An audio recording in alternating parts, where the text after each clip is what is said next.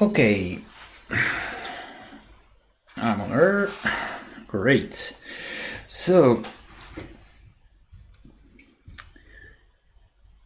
here we are. I will continue to work on this little fellow, Stonecoast Eternal, a female one from Steel Arts Champion, the easy to build kit from Games Workshop.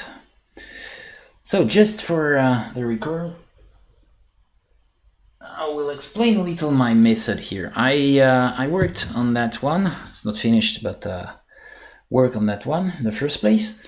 And the little thing, I found some new ways of making NMM, golden NMM, and work on steel. And here I try to improve the method in order to be a little faster. So what I made on a black undercoat here, Chaos Black, I just use pure white for drawing, searching some ideas for reflection, shining effect. And after that, I will put my various values of colored gray with some hues. We'll have some fun with colors. And this is my way of working that. So here, the same thing goes to for the golden part.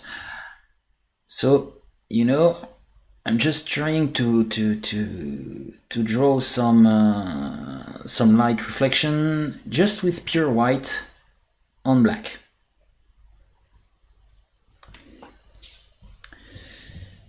So now for my steel, I will use some gray, some neutral gray.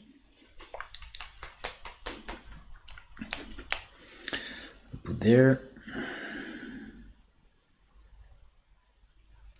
some neutral gray and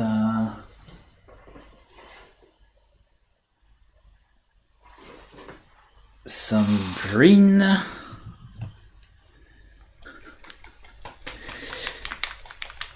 So it's called olive green.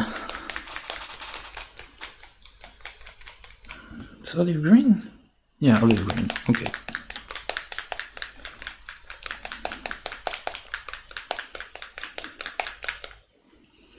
So here,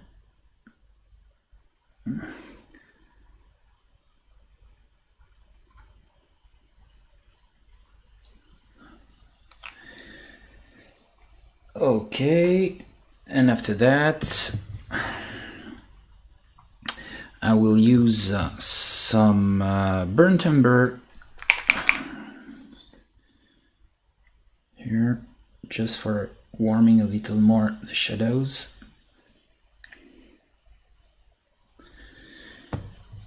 Okay, and I want something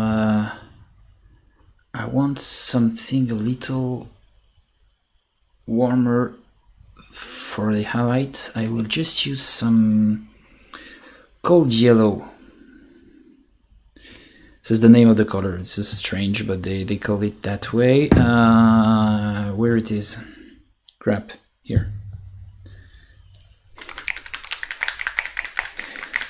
Okay, this will be for the highlights, for warming a little some highlights, not everyone, but some of them. And I want some clear flesh here. I put some white also, white. We'll put that, no, later, and some dark gray. Sorry for the noise. There will be some noise. It's my paint shaker.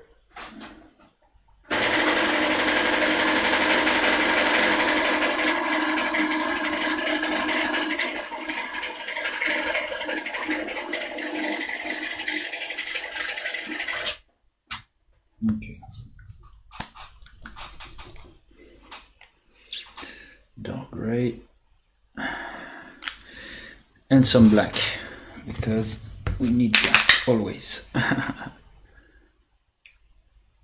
Okay. Now I will begin to just create my base coat, so-called base coat. It's not truly base coat, but this would be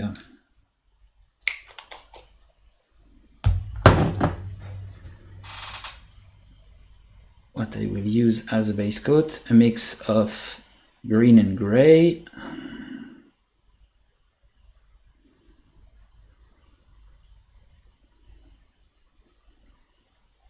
Okay.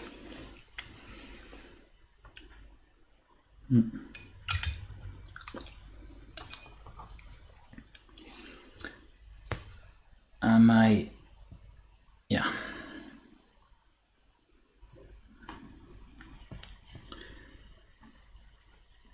Just some water, not too much. And I will test the mix. Yeah, great.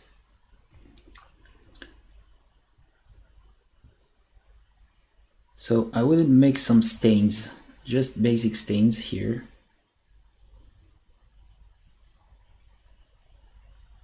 Trying to find some kind of a, nice pattern from light, dark gray, with a little that, and a little black here.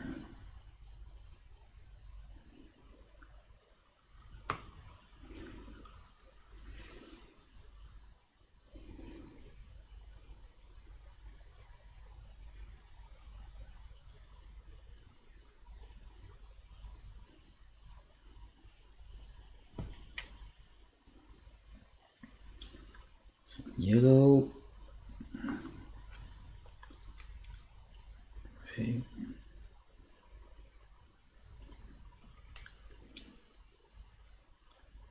This.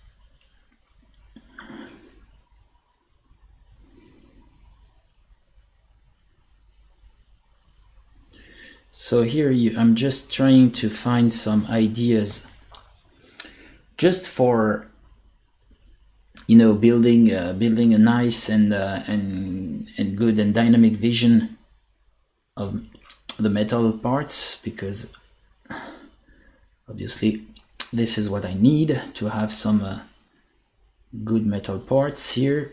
We'll put that having a very nice and dynamic color here.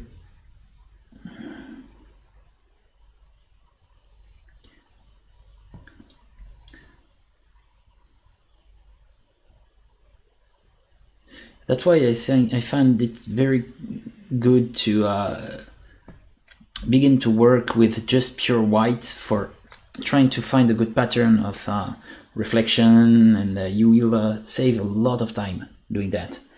And the work will appear to be quite messy and dirty, and somehow choky, but there is no problem. By keeping adding paint, everything will be smoother and smoother and smoother the most you will paint. And if you have any type of big problems, if you have a bad texture, or it's possible, it's most likely the undercoat that will show through your paint coat. You can use a very thin grain sandpaper, like the one produced by Tamiya.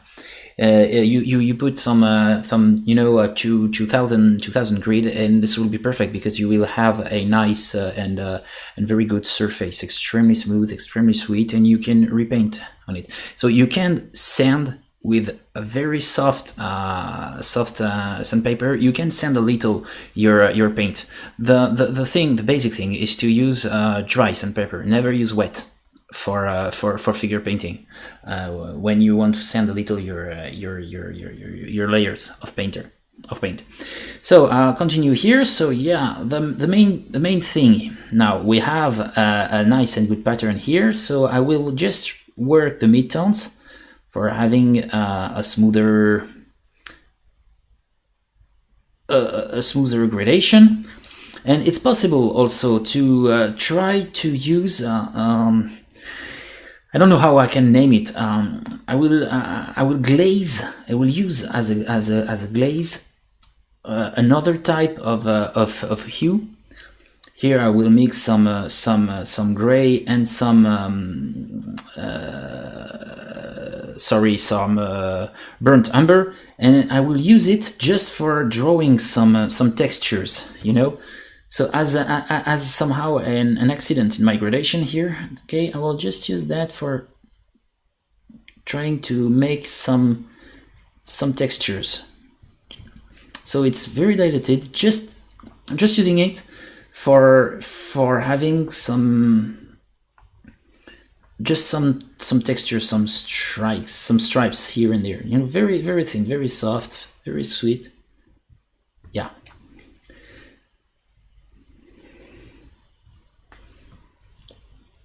I'll take some black here, some burnt umber here, black and burnt umber for the darkest shadows. So if you have any questions, don't hesitate to ask me. I will do my best to answer.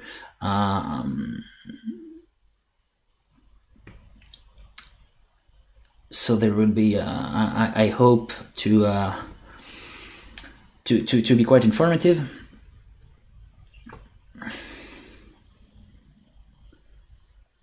So there we are here. Just now I will put some just clear flesh. I'm sorry, I'm out of frame here. Some clear flesh just for having a nice first very sharp and very bright light here. Okay.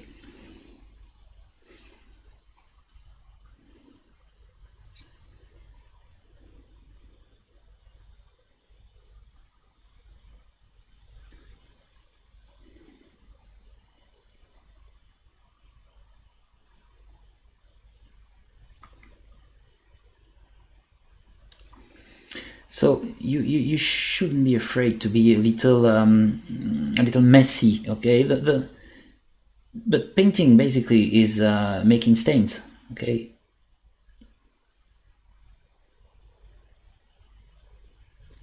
So you can be a little messy. It's no problem. If you're messy, you will build your layers upon layers, and things will eventually come smooth and good. That's why it's quite important to be sometime a little messy, to try to find some ideas, and you need to find some good ideas when you're working on those metallic surfaces.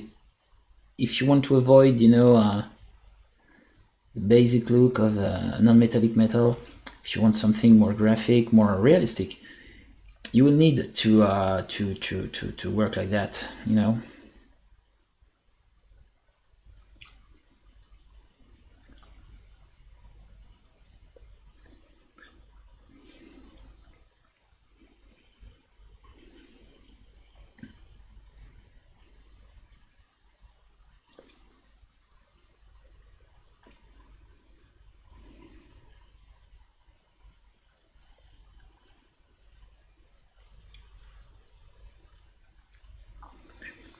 Okay, here I'm making some very fast wet blending for trying to find new ideas here. This will be great. This will work now. There.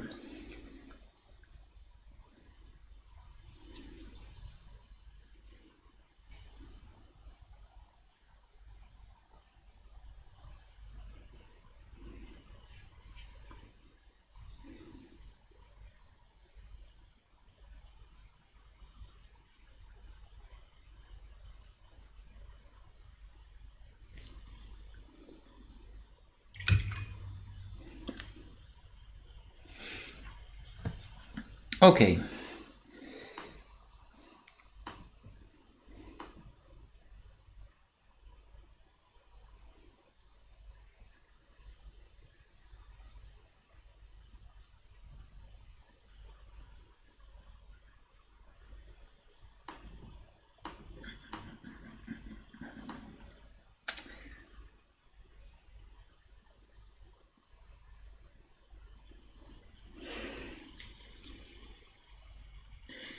Now we have our nice midtones.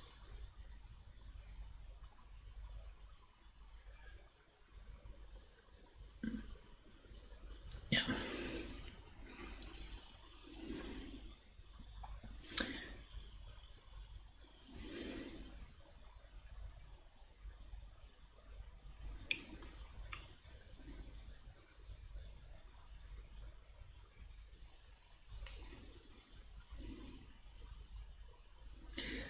So my work now is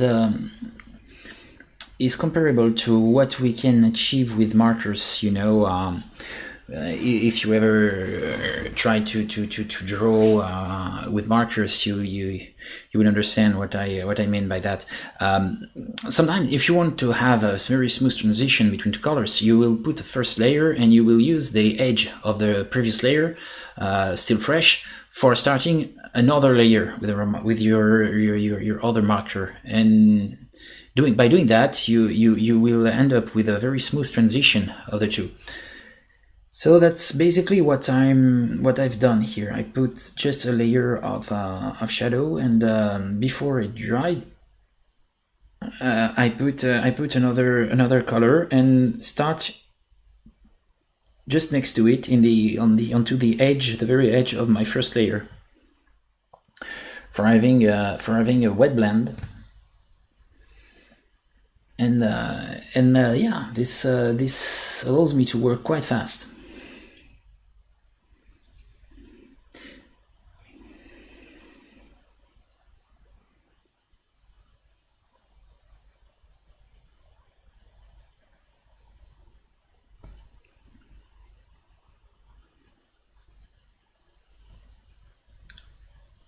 Just like that, and you blend, and that's it. Spread a little more here.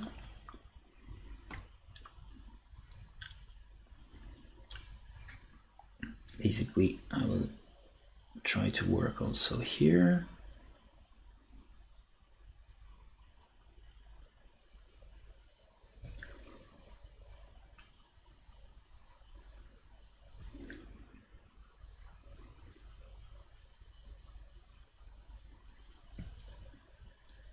Simple, easy peasy, lemon squeezy.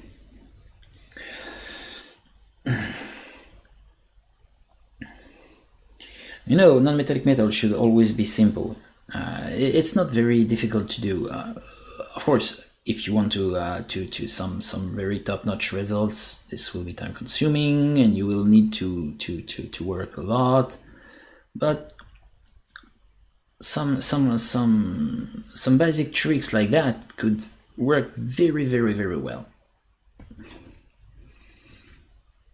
and enable you to have some great results.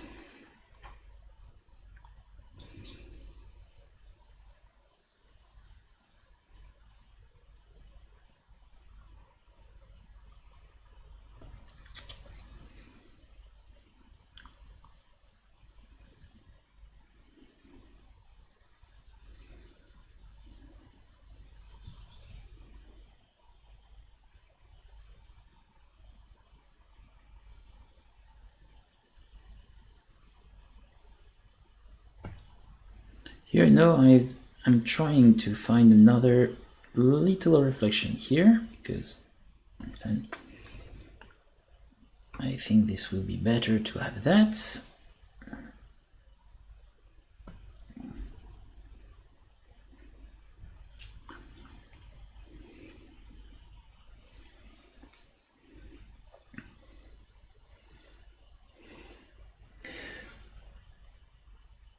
there are plenty of possibilities. If you truly want to have a great non-metallic metal, there are plenty of possibilities for you to build that and have a great and very nice result.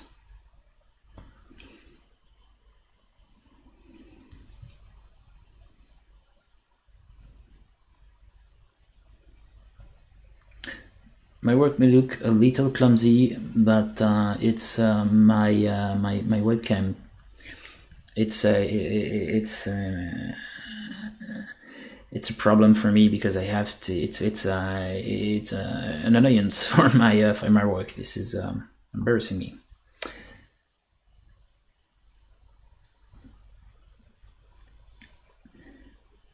So sorry if my work appears a little clumsy, and we definitely have to improve my setup. Okay, and now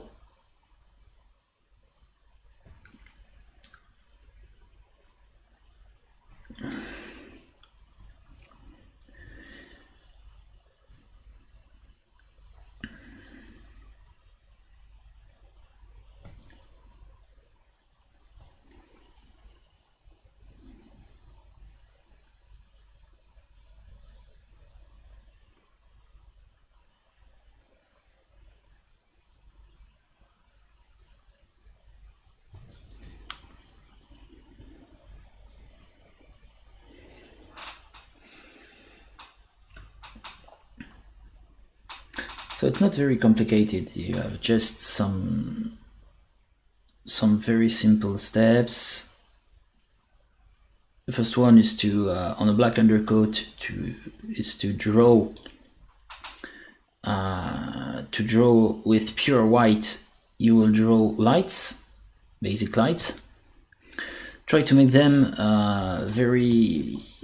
quite large. Okay.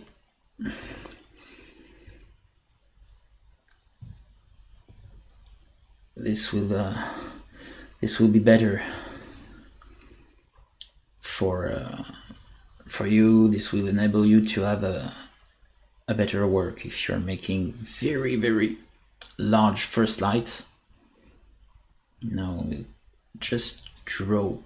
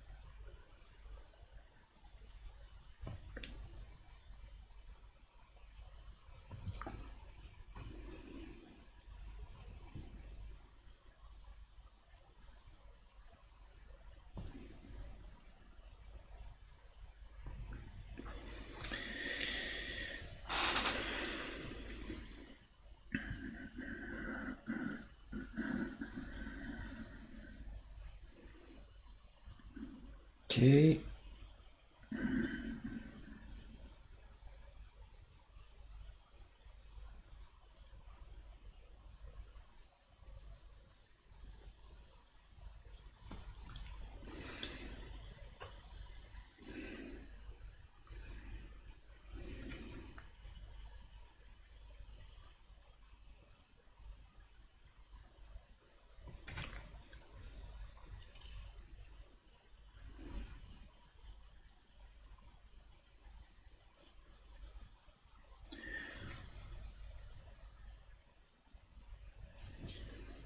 Just some light on the edges, various edges here.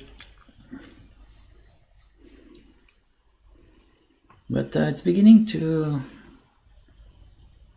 shape itself.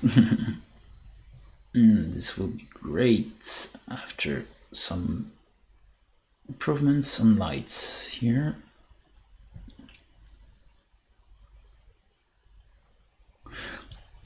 Okay.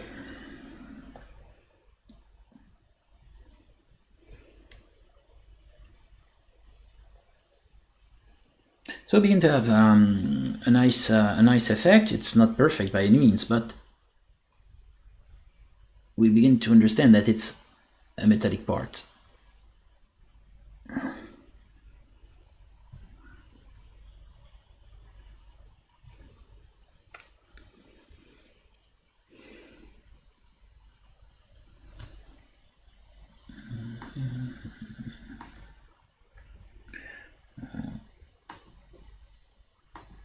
Need to improve the focus here. There. Okay.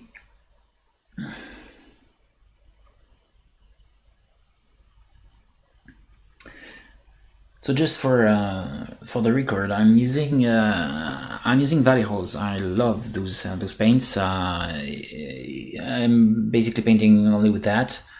They're quite easy to find here in France, and they're quite cheap also. That's why I think this brand is a great brand, and the way they are working, I truly enjoy. It's perfectly fitting my habits.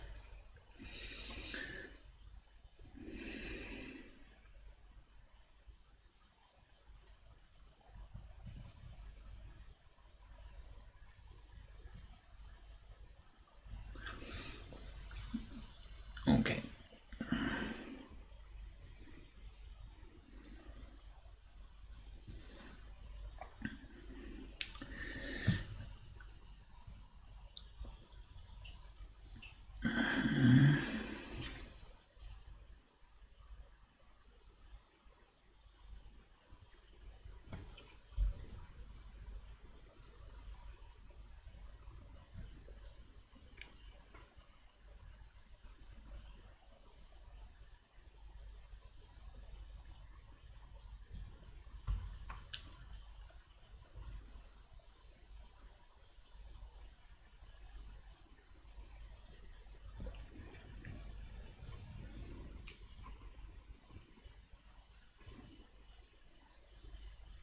Use that directly.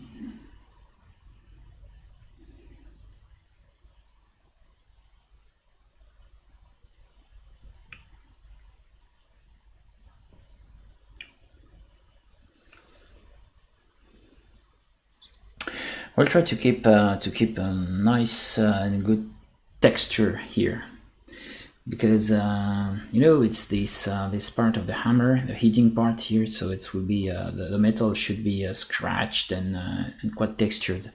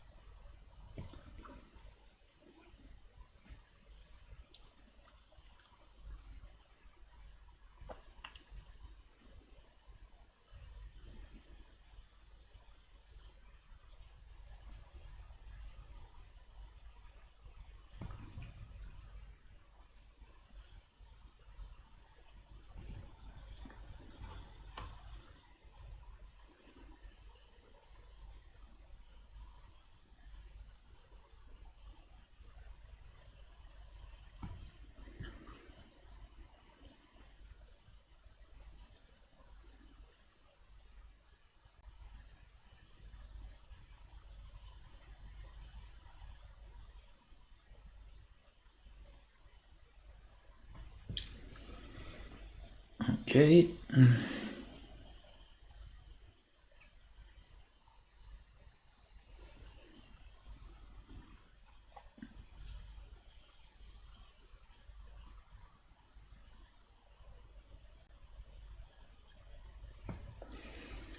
Try to use pure black just for drawing some very nice just some scratch.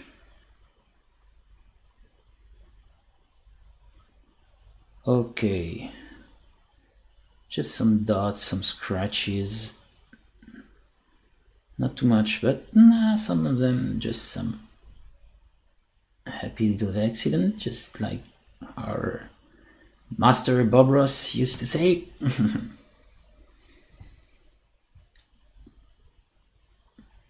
Just for having a nice texture, nice texture.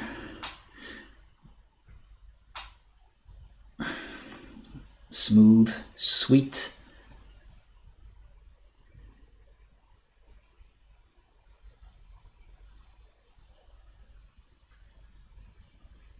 Can make a couple of dots here.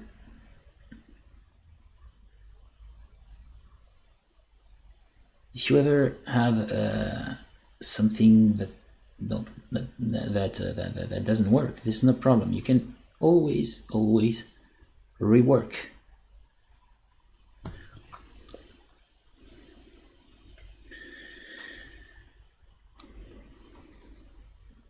And I think it's quite important to follow your idea and push them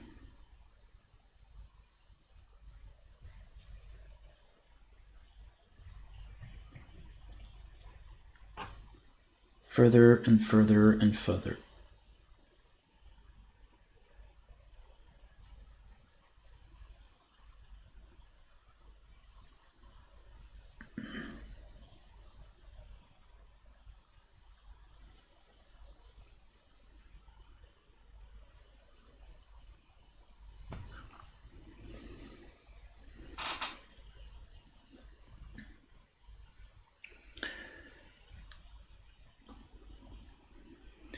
Now I'll just use a glaze of burnt umber just for giving some life. Okay, push my glaze to the shadows.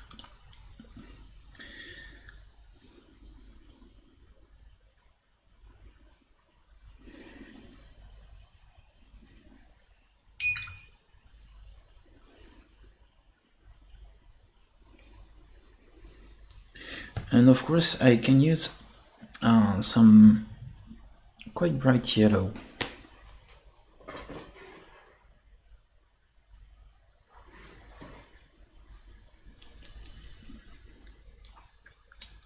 I use some lemon yellow. It will be just a little glaze, just for, giving some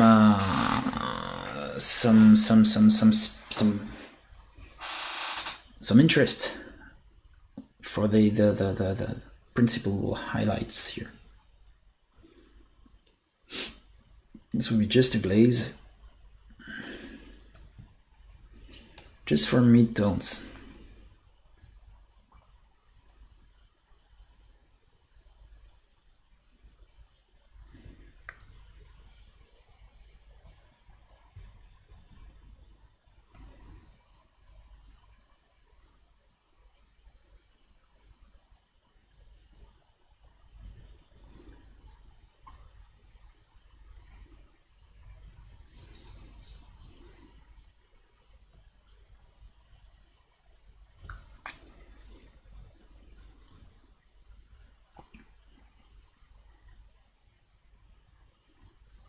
And now I will try to blend things a little more.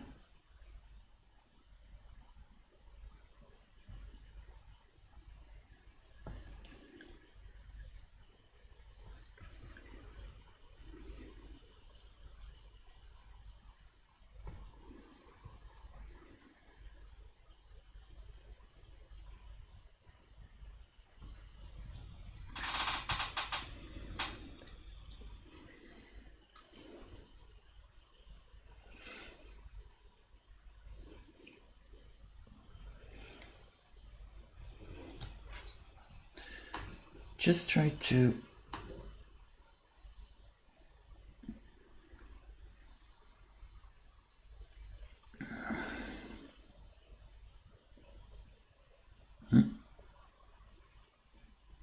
Okay, it's working. Okay.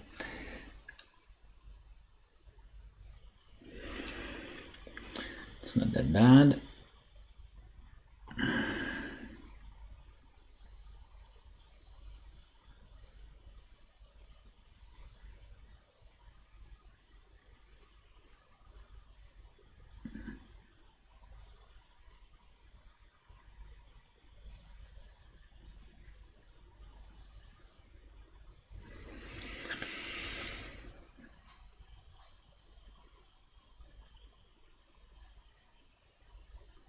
Okay.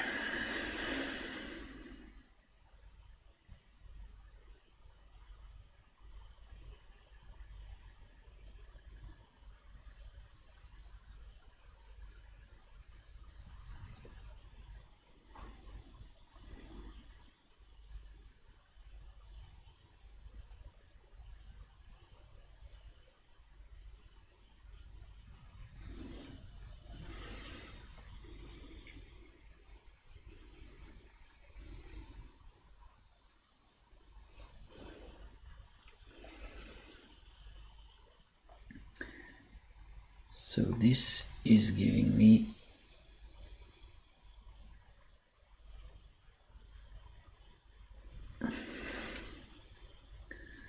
the good rendering for the metal. So now more work on the dark parts here. Need too much paint, it's not a problem. I will spread and remove what it's the thing that are overflowing the part here. Yeah, it's nice. Spreading the surplus, and yeah, it's working, not that bad. Can have a nice glaze of green also.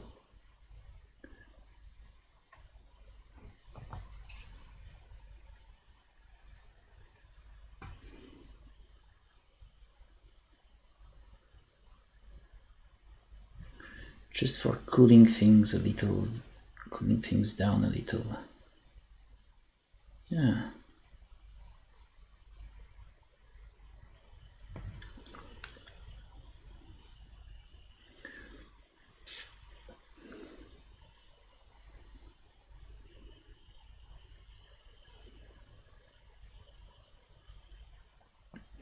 It's not that bad, I think.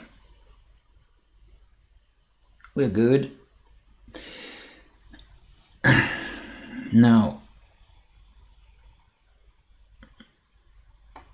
I will add some clear flesh here because I need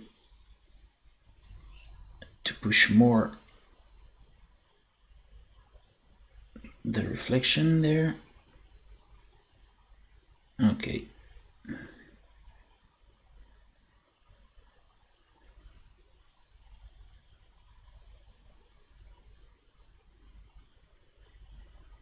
Okay, great.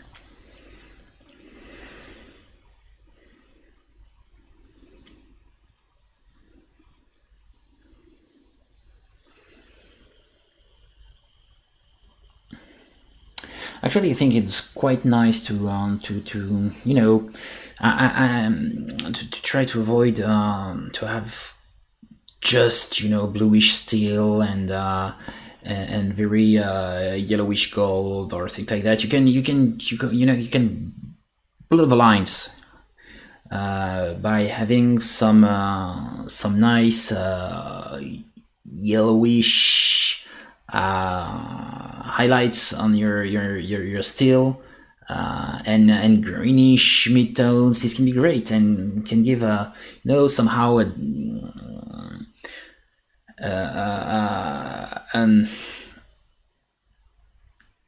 distressed aspect of for a weapon, for example, or, you know, some kind of a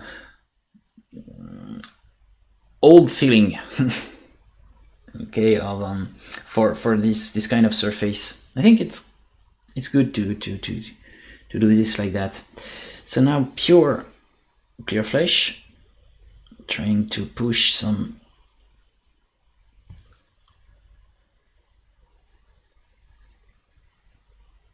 here. Okay. If you're trying to improve your the way you're tackling light on figure, I think a good way to do so is to find some information about hue shifting or color shifting. This is a great way if you're searching that, if you're googling that color shifting. You can find some great advices on how to achieve a very dynamic gradation, and this is very useful for figure painting. The problem here is the simple fact that you will not see every type of every nuances of my work because of my not so good webcam.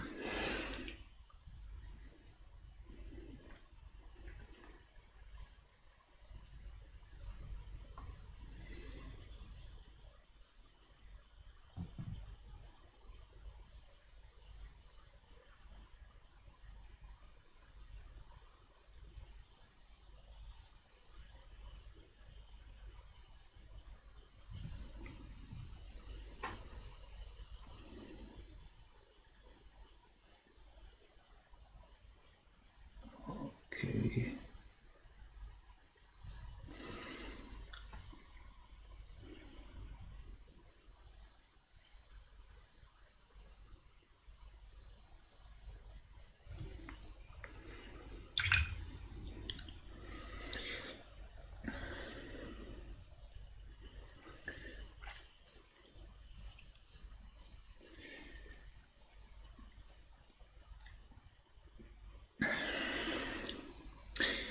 I have to say, in the last, not know, 8-10 years, we've seen a drastic improvement in the way metal is depicted on figures, and I've witnessed the increasing of the global level, specifically on social medias.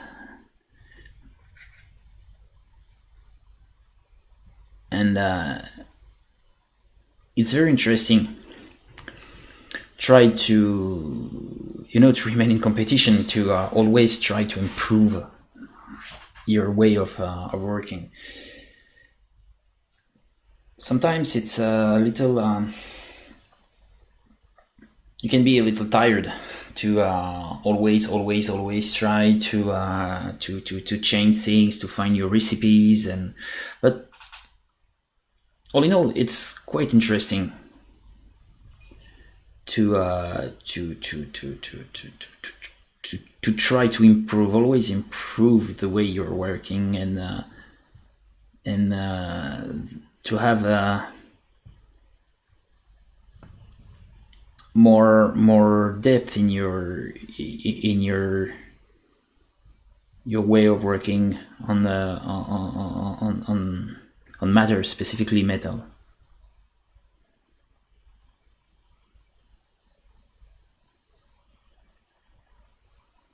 Here I'm just trying to add some reflection. Nice.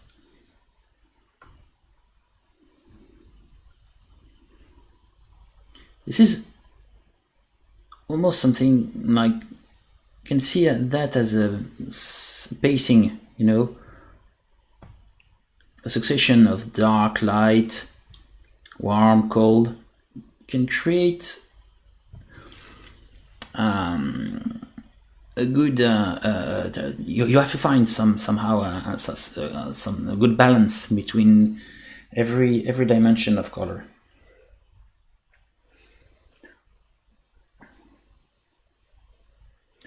because basically color are three dimension. I always like to think in the Munsell color system, you know, hue, value, chroma,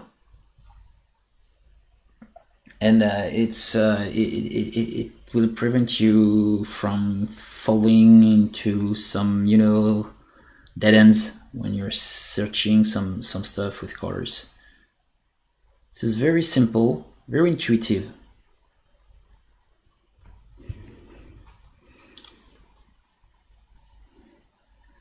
I strongly believe that when you reach a certain level of in your practice of figure painting, you should try to find some new techniques and try to seek new things in other practices.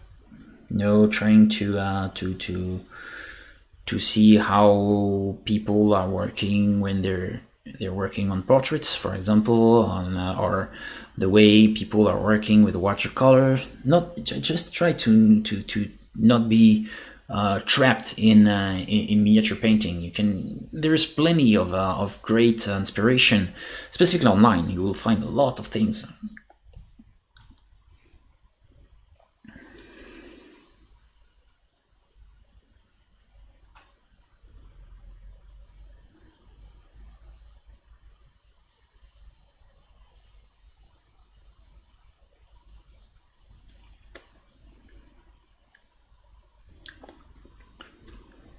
Okay.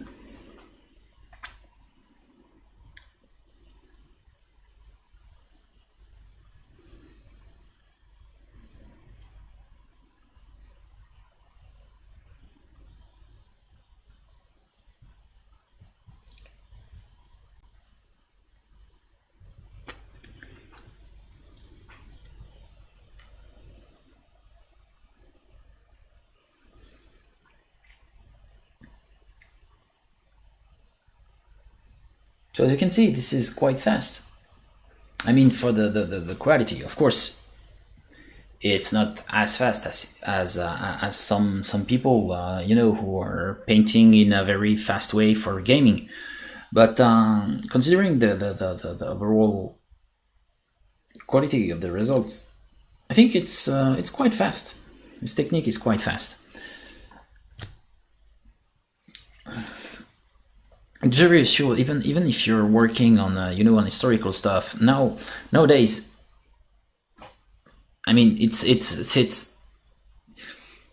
more and more accepted that you can paint historical models with those techniques.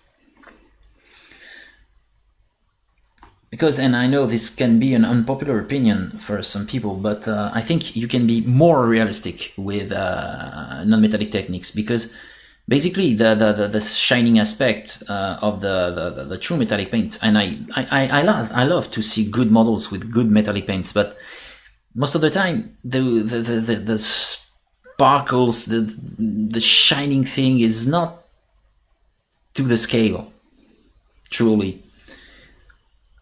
But when you're working with non-metallic techniques, you can push very far, you know, the work for the reflections. You can basically create the reflections of an environment we will not see. So that's quite interesting. Okay, here, for example, I just try to put some shapes on the pectoral part that are emulating the battlefield, an environment. So this is something you can achieve some kind of results like that with metallic techniques, because you will use a mix of non-metallic and metallic technique, using just metallic paints for the light. This can be great. You can see, for example, the art, official art for the Argelia Speed or Argelia Speedes warrior it's a 90mm figure from Pegaso Models. The model is beautiful, and the paint is great, and it's paint with this technique of non-metallic metallic technique. You have some metallic paints in the highlights, and the shadows are matte paint.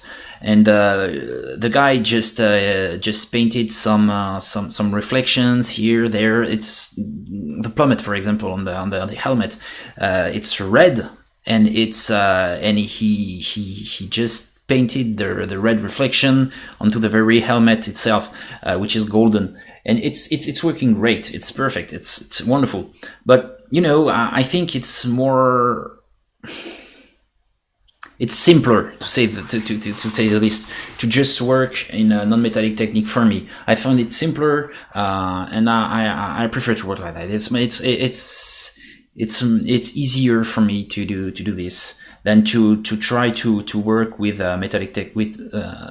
with metallic paints in highlights. I used to do that, but it was very time consuming and extremely more difficult.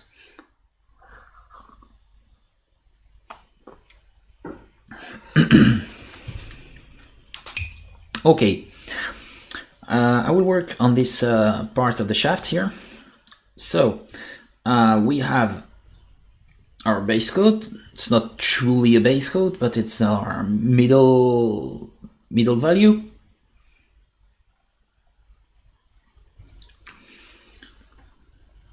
I will just use my last value right there.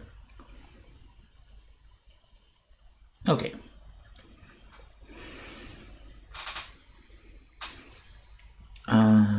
Just have to. Okay. Okay.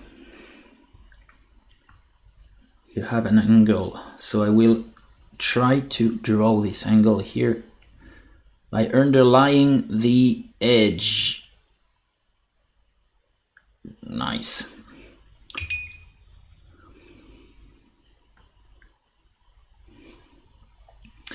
My goodness, I love Carpenter Brute. This is what I'm listening now, and it's great. It's you know, the motto of Dr. Disrespect, violence, speed, momentum. The audio embodiment of that is Carpenter Brute's Turbo Killer. As I always say, never listen to that when you're in your car on the highway. You will be arrested. Okay, well, it's the end of my first compilation. Second one. Oh. Yeah.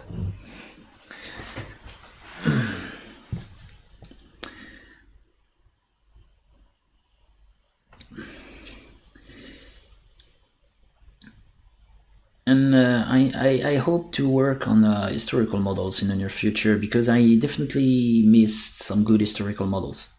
I've seen some beautiful released from Alexandros. You can tell that I love this brand. Beautiful, it's great. And Alexandre Cortina, big up to him. He's too cool. The guy is super duper talented, extremely talented. His wife is a sculptor. She's extremely good. She is working in a traditional way, and I have a couple of her figures, and they're great. I mean, great. And I think she is a very accomplished artist, because she paints, and she paints very well. The two of them, they're great, and extremely kind. And their brand, I think it's my favorite. Love their figures, they're great.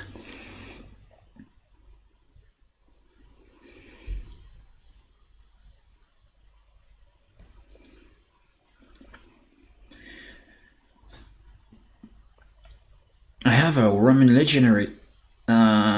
I think it's a sculpture from Adriano Laruccia. My God, I love those figures.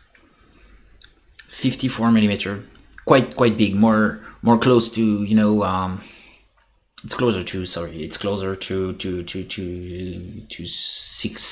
60-ish millimeter.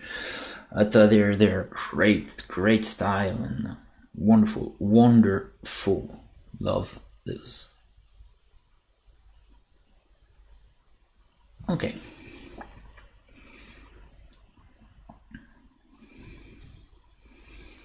So now I will try to. It's not simple to do this. I will try to have some edge highlights.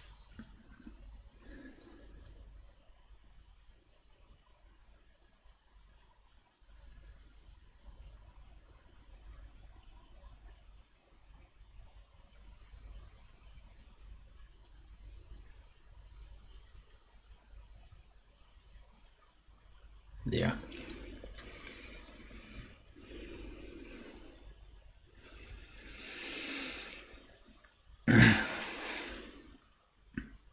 It's kind of quiet.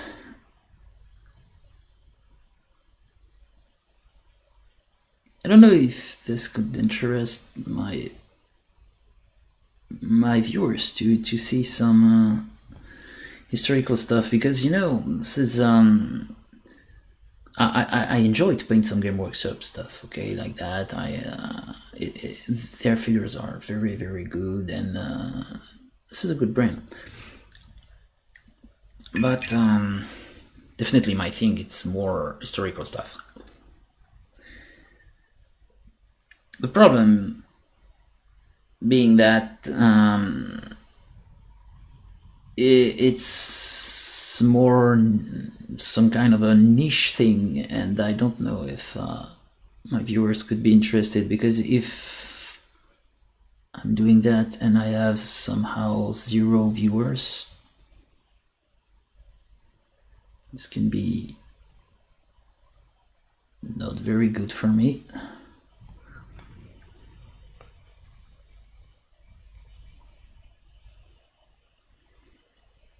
No, let's see.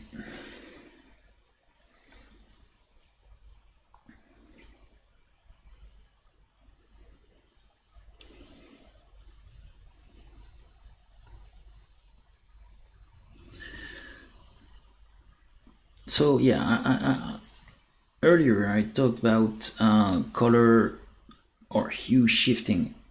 One basic thing to do this is to use some flesh tones in order to highlight your the light of your gradations, because you will have this little shift of the color wheel. You know, the basic thing when I say color or hue shifting, it's try to figure out a basic color wheel. In the center goes through a value axis, okay, an axis of value, sorry. So 0 is the no color, black, and 10 pure white, okay. And you can have this idea that at each step of value you will go, okay. Each step you go further, you will have a little shift of your color wheel.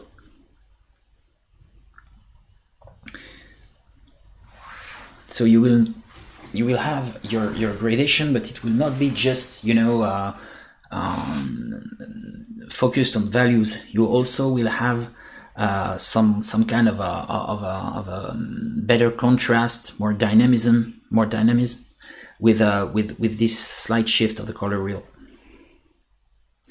And a good way to do that is to use flesh tones for your highlights.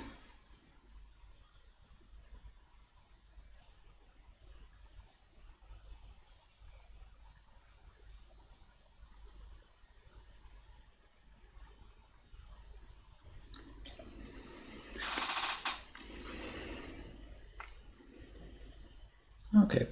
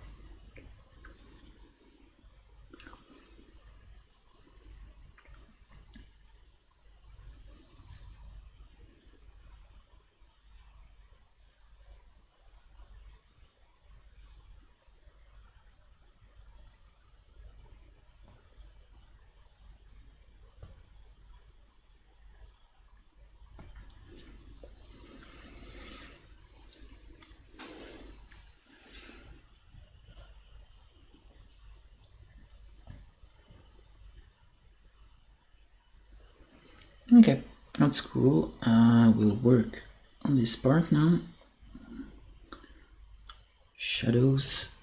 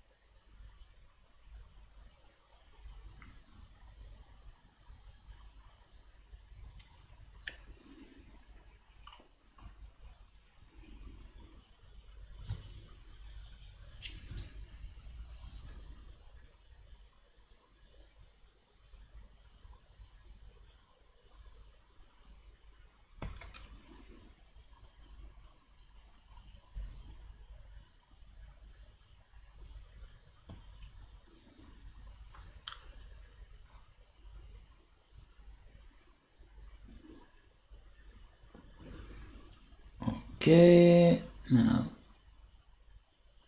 some lights, just some edge on lights here.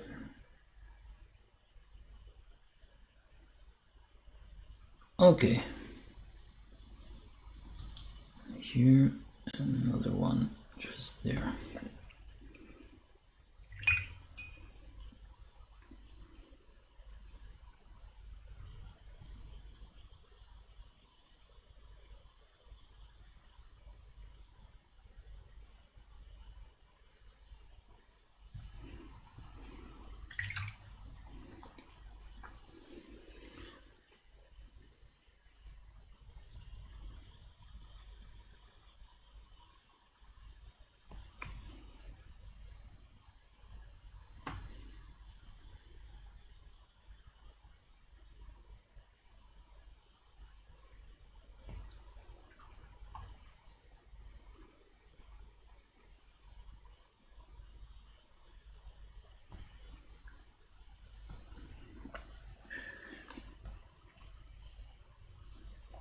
Just try to create some.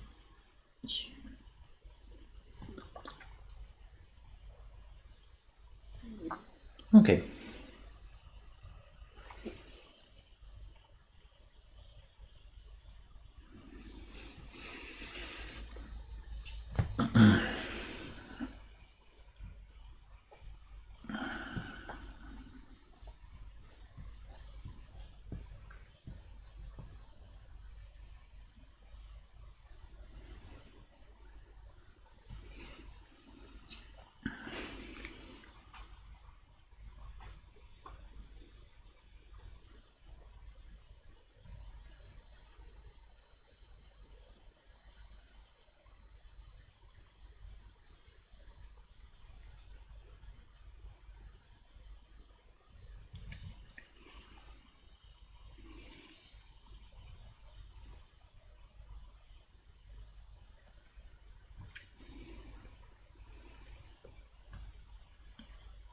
Not that bad.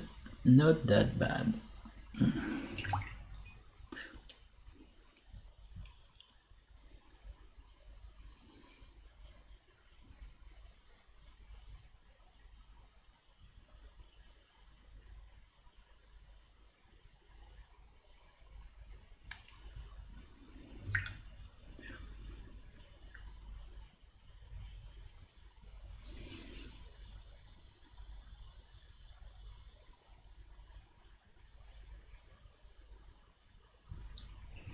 Okay.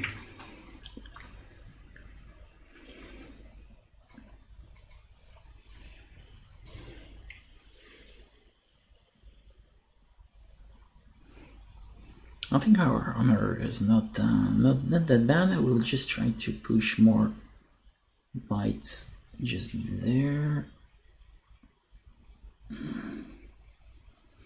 Problem is that my brush is not holding very well its tip. That's a major problem for me. Yeah. Okay.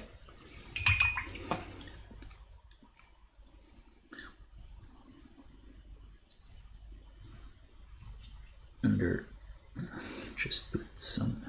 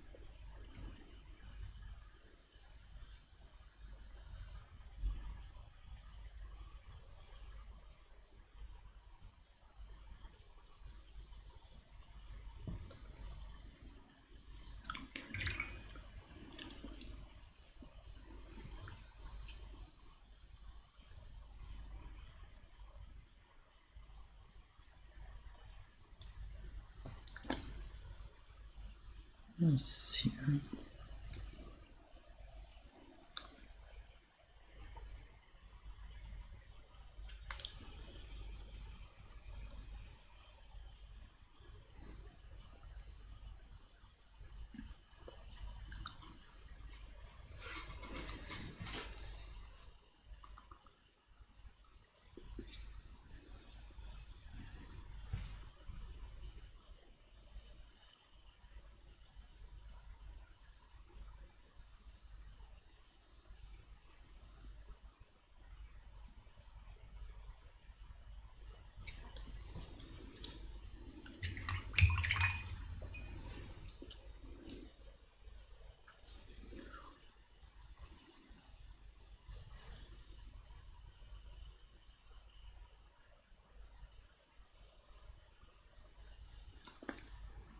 Okay.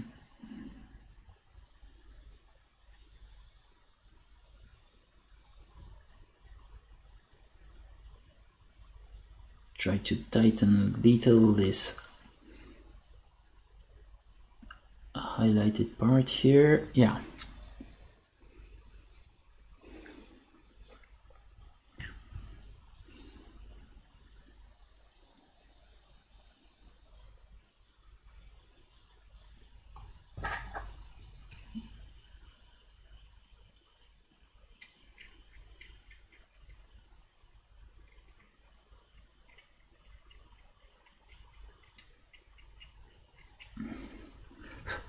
You can't see it, but I have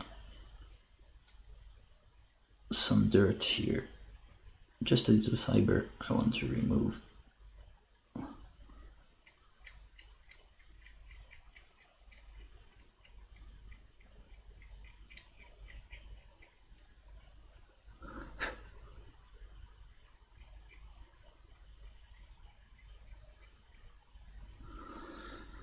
Okay.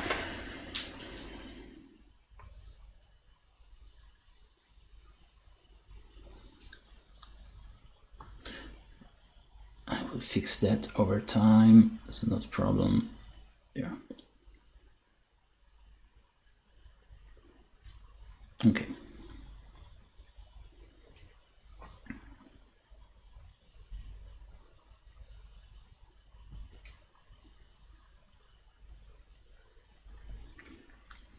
Nice.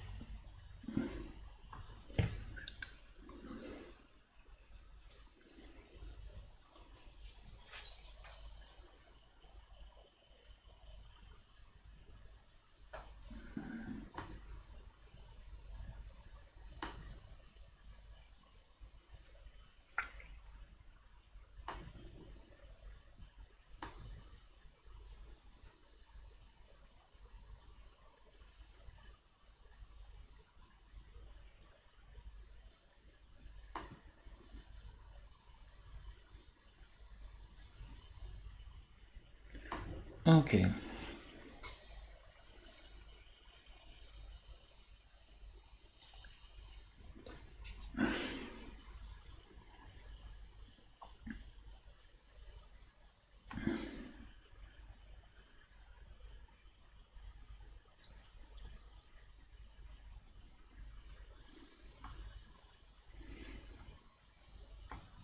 So if you have to to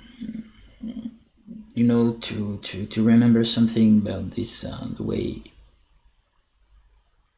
about a very good effective way to paint non-metallic stuff, it's try to remember to not over dilute your paint. You definitely should see color just with one application, because if you're over diluted, you will lose the the impact of the highlights. And also when you're trying to find some reflections, it's good to just put some colors and see the effect, not try to use over diluted paint for having something extremely smooth, because most likely this will not be very interesting, specifically in non-metallic metal.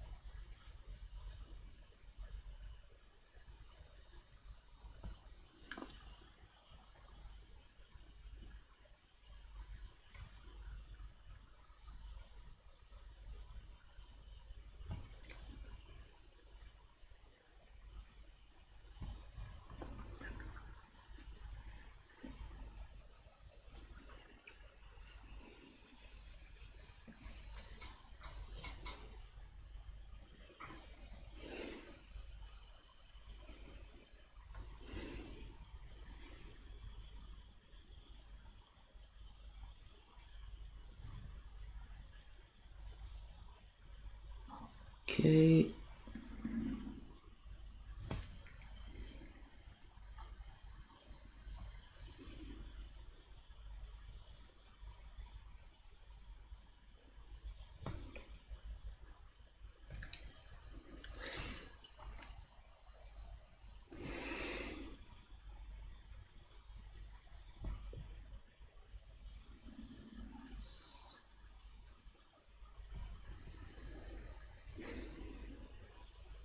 Okay.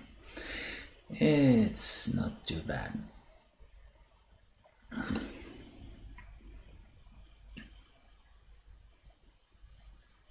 It's always tricky to paint, this type of orientation, because the surfaces, they are not catching a lot of lights.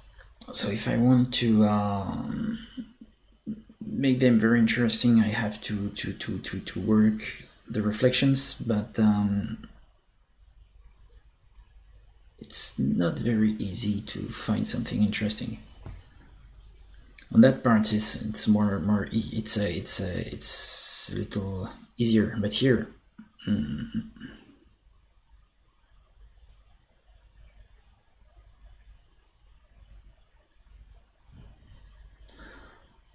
Okay.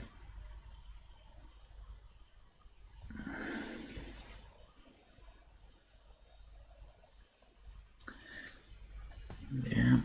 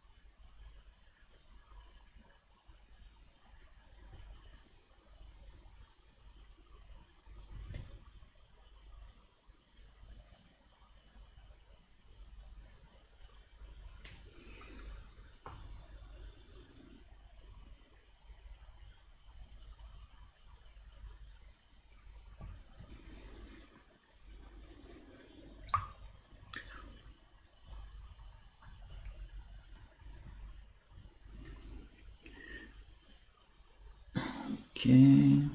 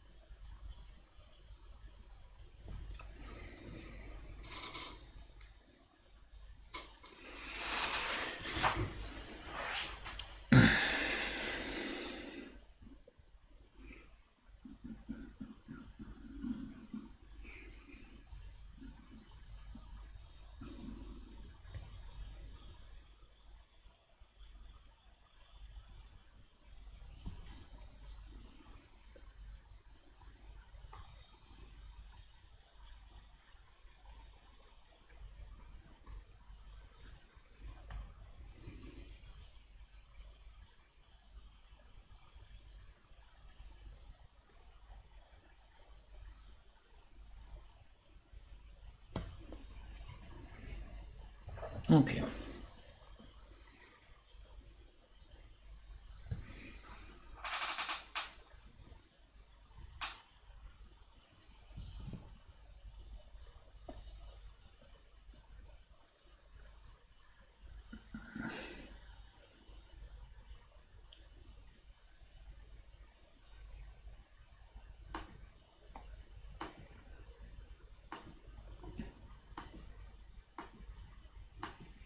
I'll just share my live stream a little more on social medias here.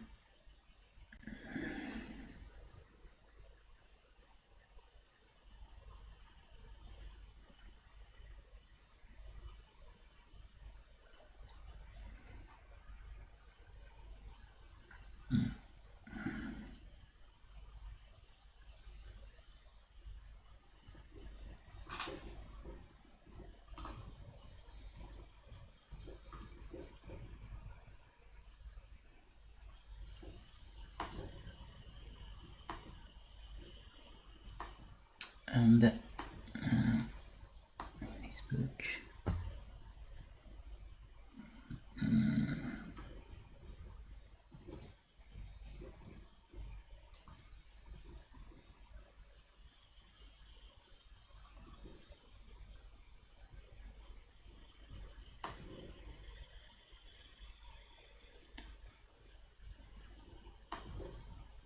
Okay.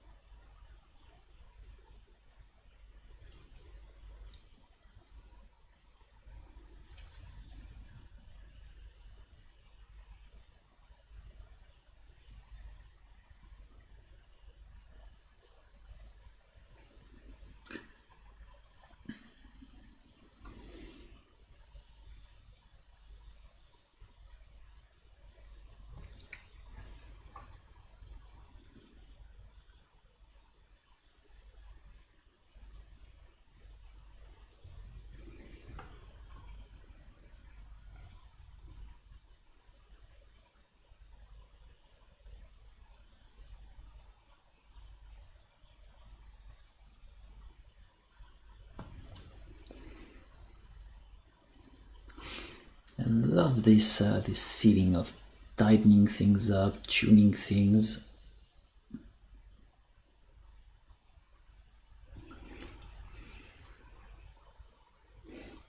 I mean, you have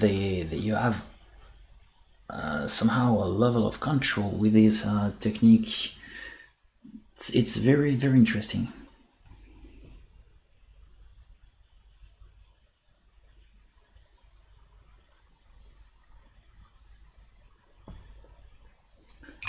Very high control of everything. Okay.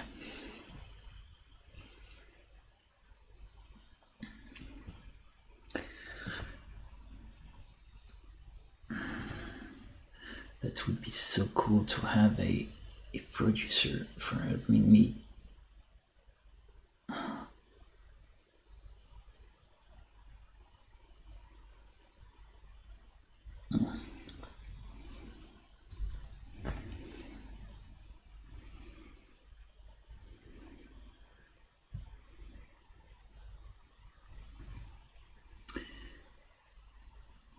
Okay.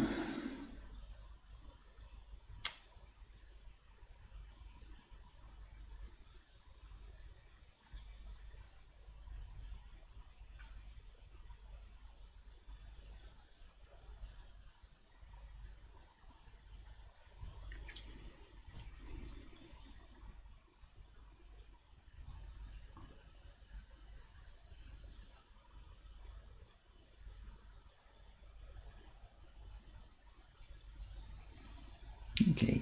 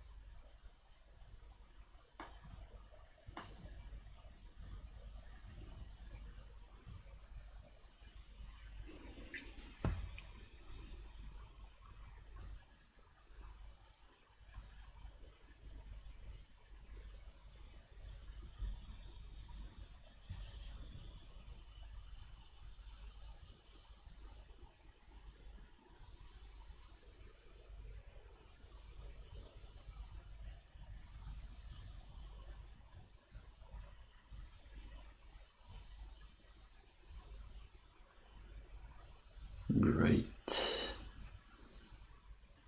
They're just, yeah.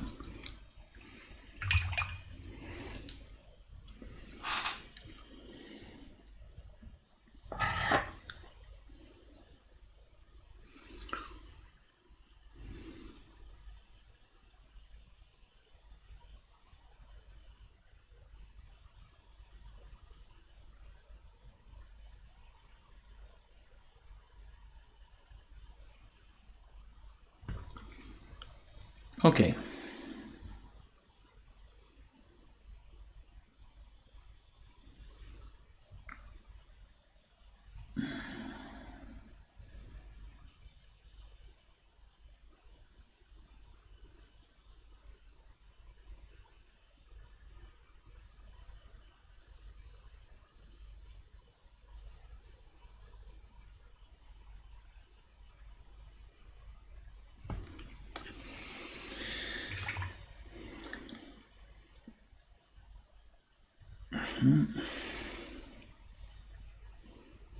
It's nice. There, a little more.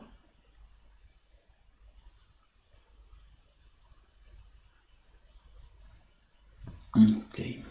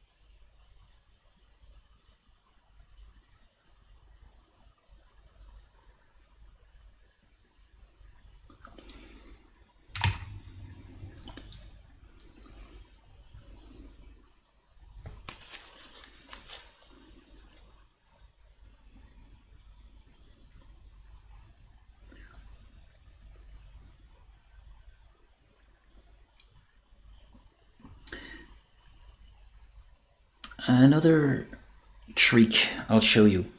If you want to put something in, you know, this recess, for example, here I had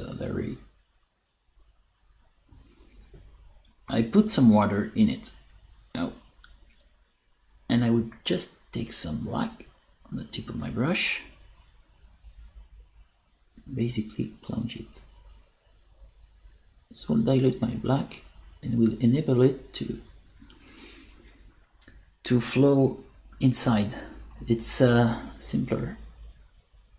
You know, it's easier to do this than to just try to put some diluted paint in it. You know, put some water inside the recess here. Just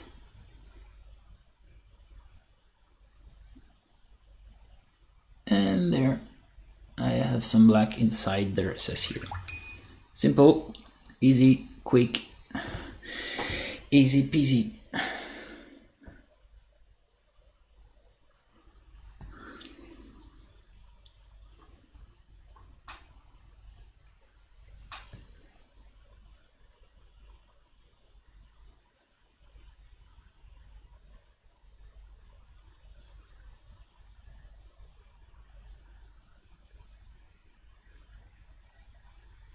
Okay.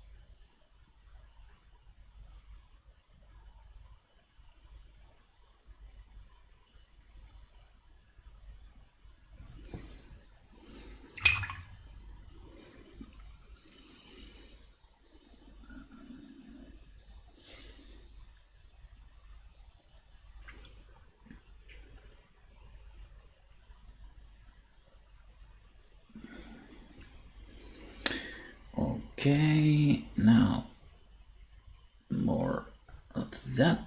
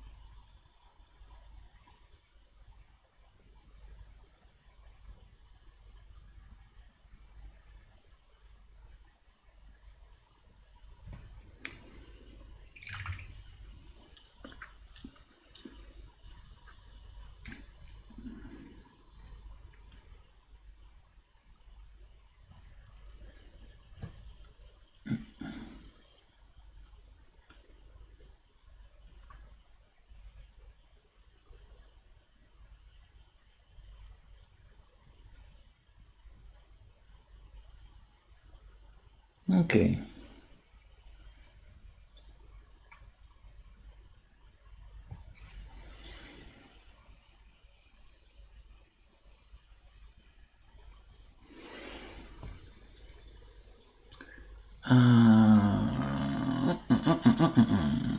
More shadows here.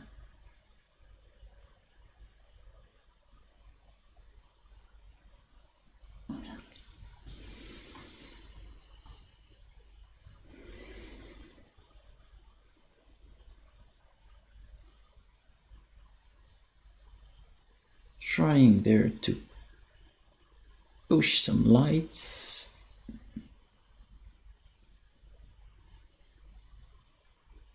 Okay.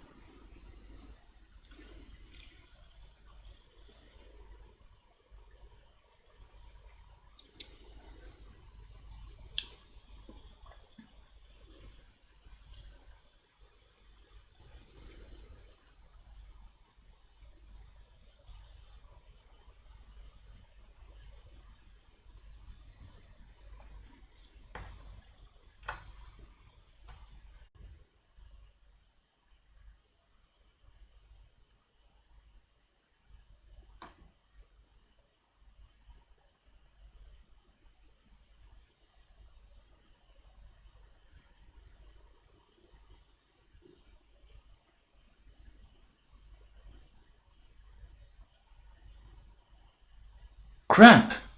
Sorry, I don't know why, but OBS just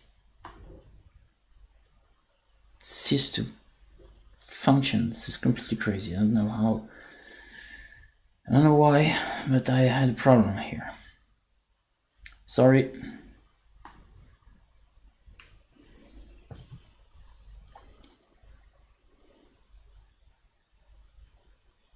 I don't know why BS stopped to stream.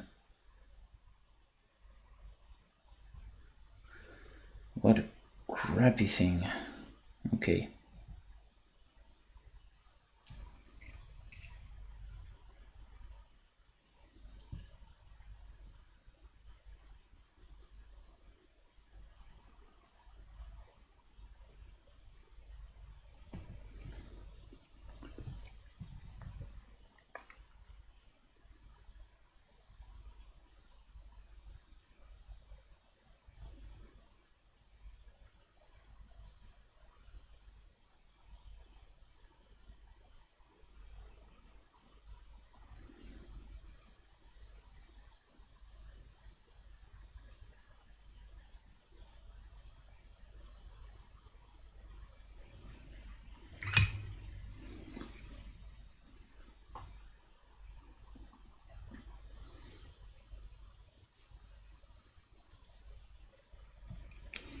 Okay.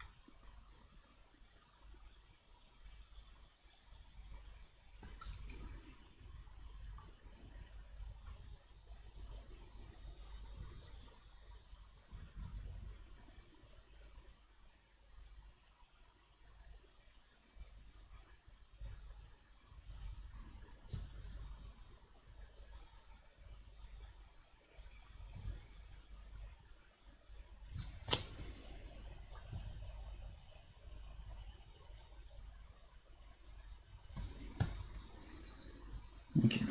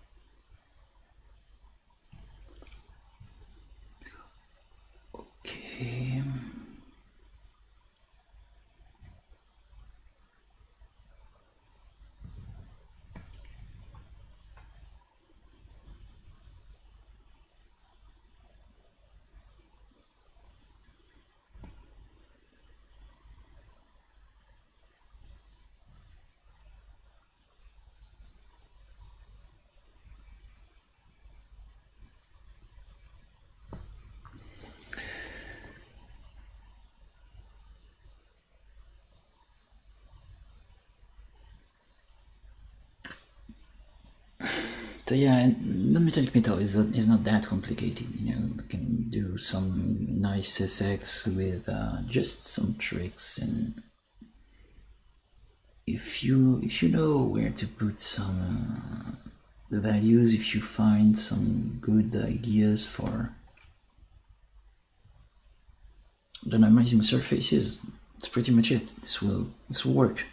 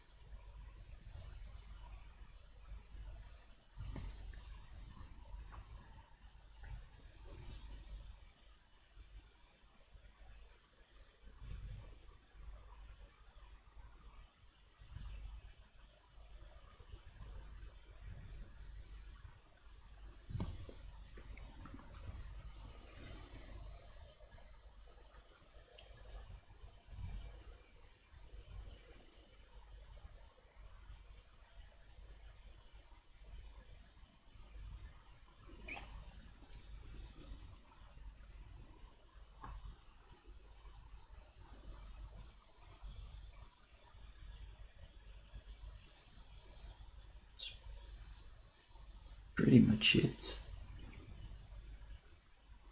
Yeah.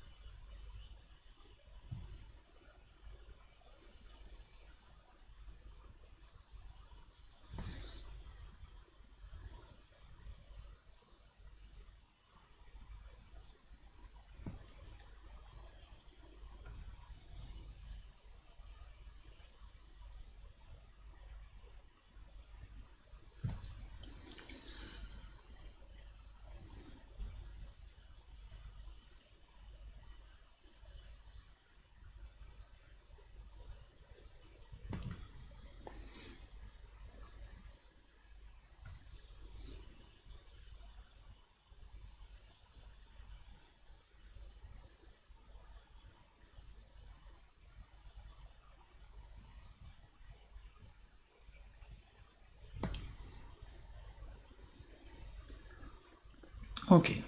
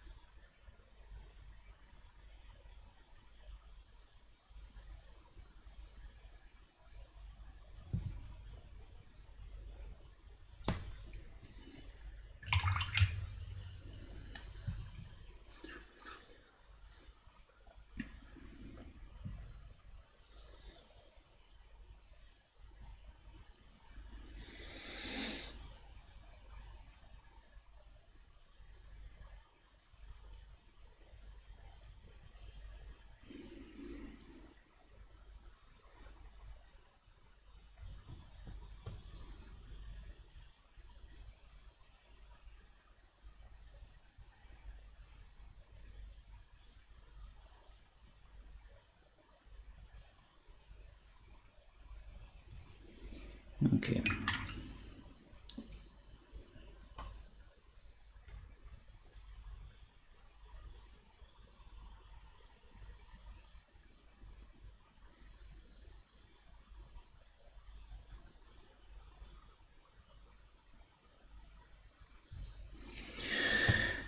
Nice.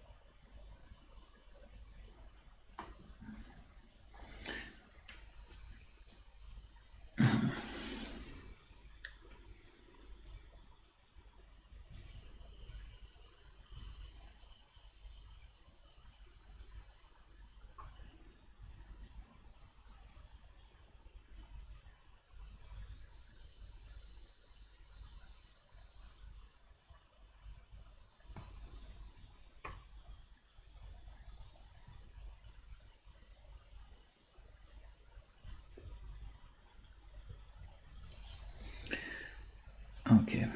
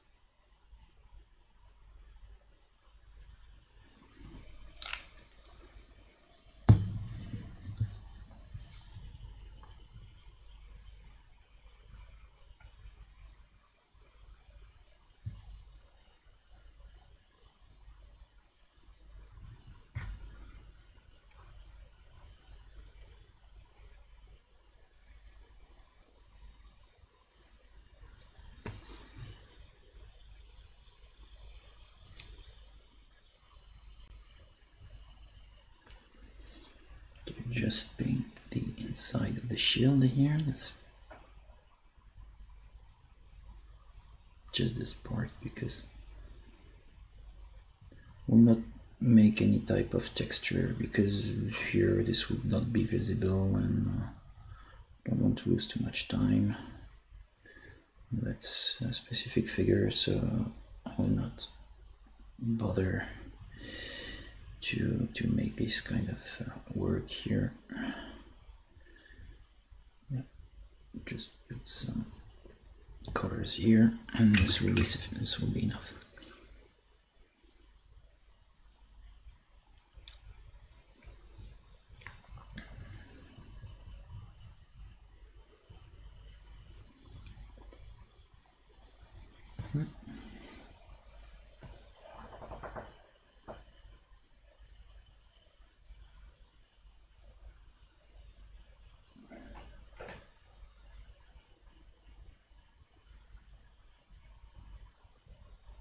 Okay.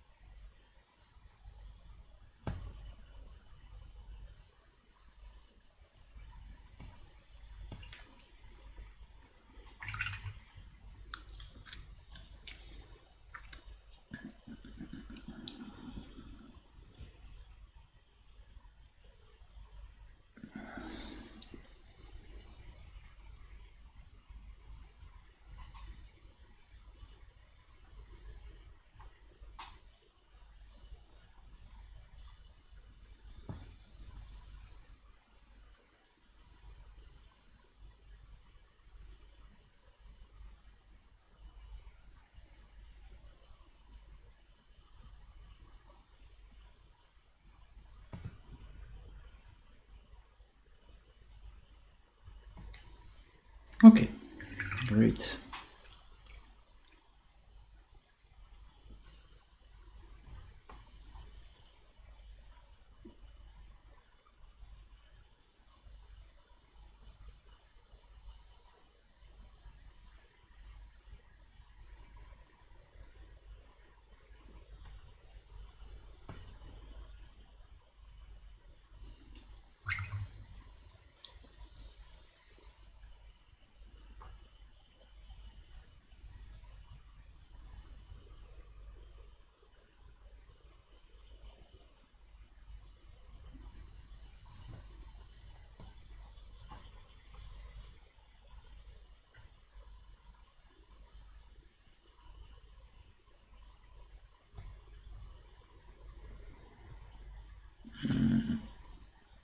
Okay.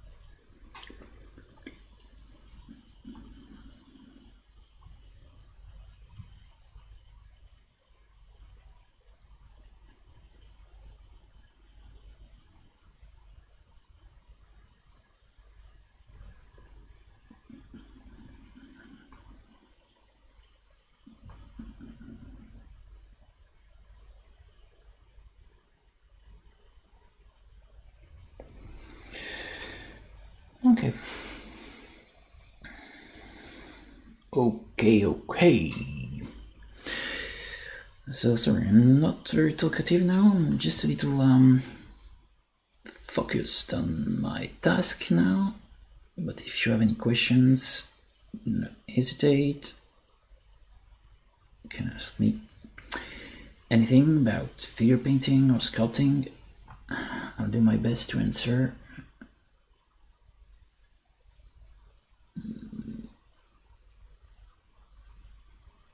Okay.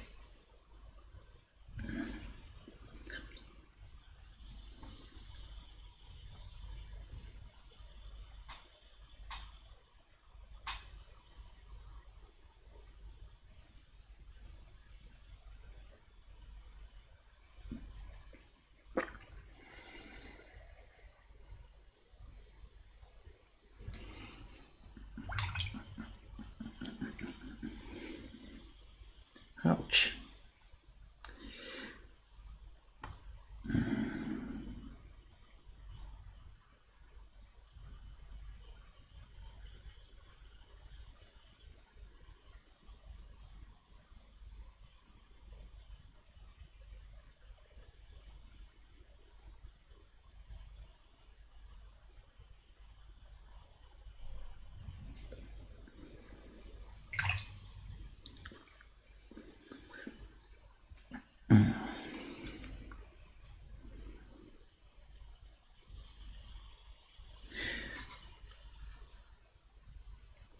I'm making bad moves.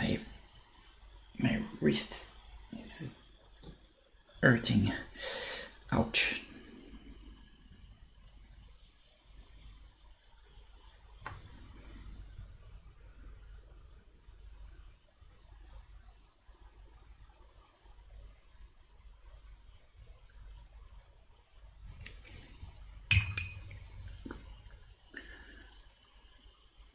Okay, now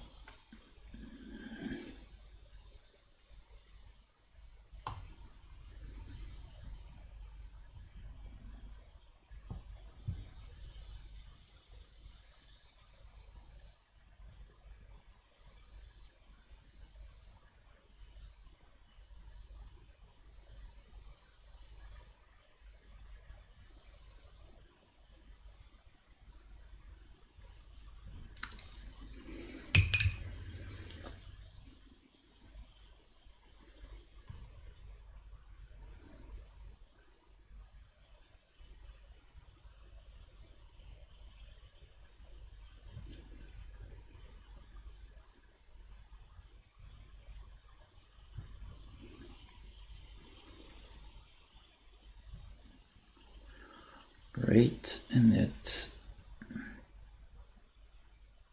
so nice. Okay, this is some kind of a metallic frame here. Try to work.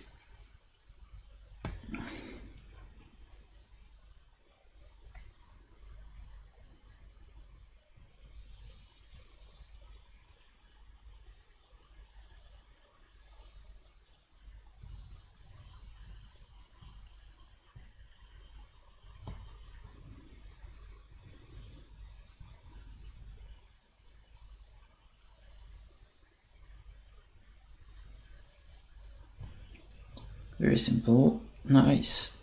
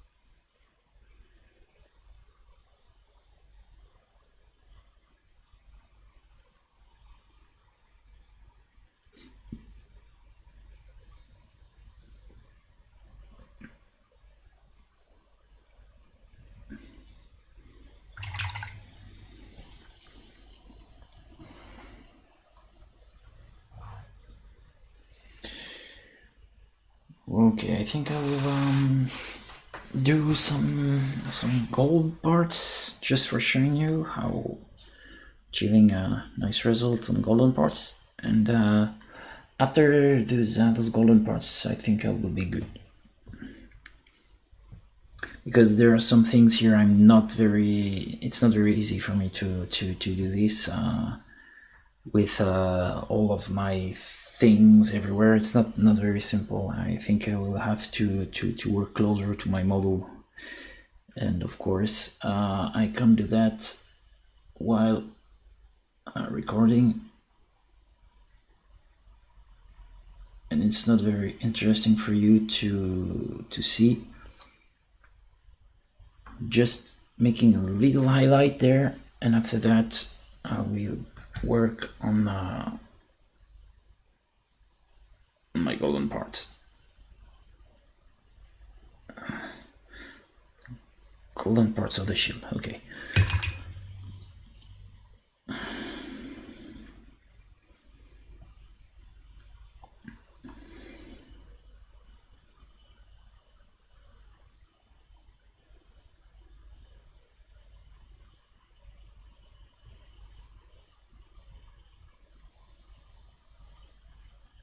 It would be better if I worked with a GoPro.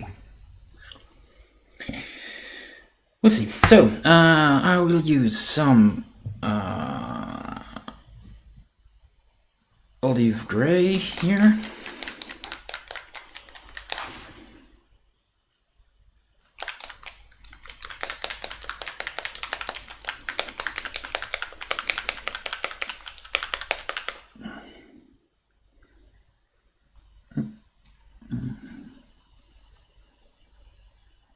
Oh, yes.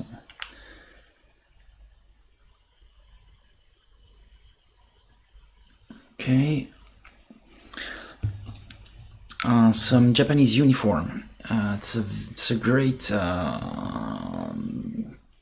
great ochre. We can say some kind of a cold ochre because it's quite greenish. Here. So Japanese uniform. Oh, hi, that's, oh, sorry, Ray. Hi, Ray. I'm fine. Pretty quiet today. You're the first in the chat. And you, how are you doing?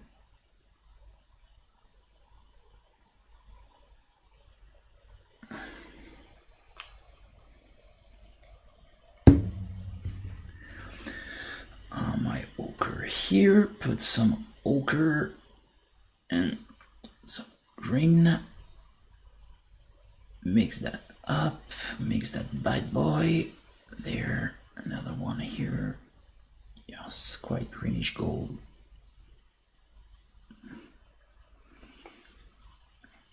I love greenish gold.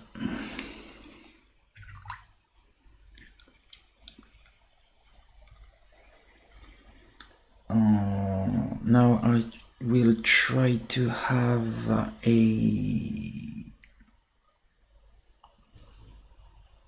need some highlights here. I will use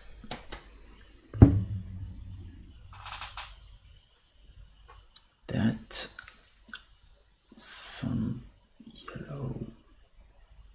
Okay.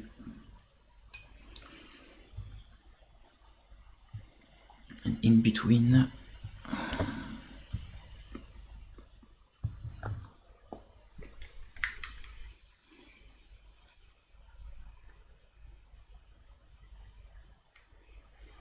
cool.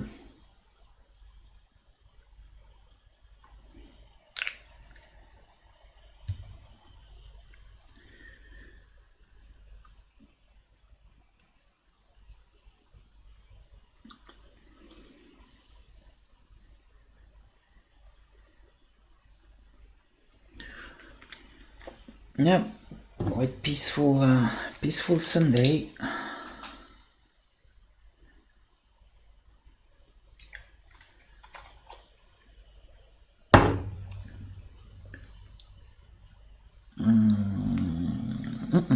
Sorry, where is my red? I need red.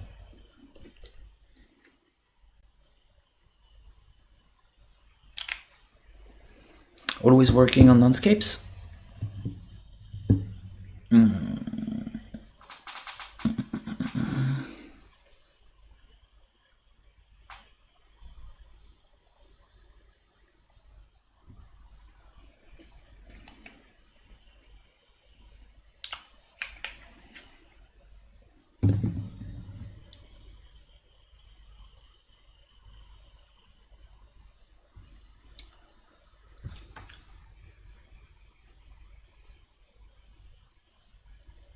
Okay.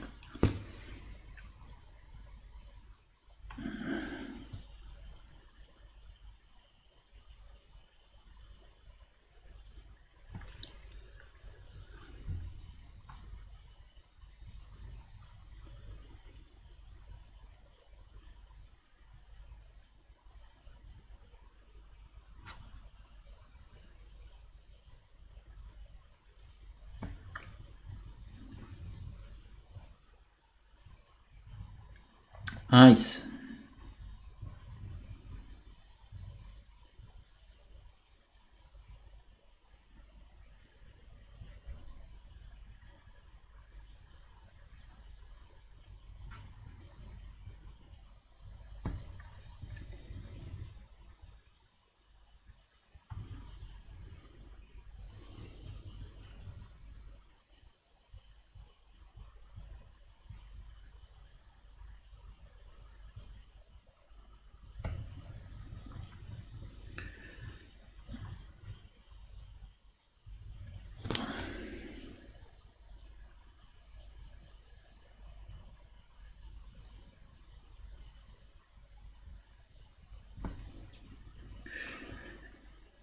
Nice, nice, nice.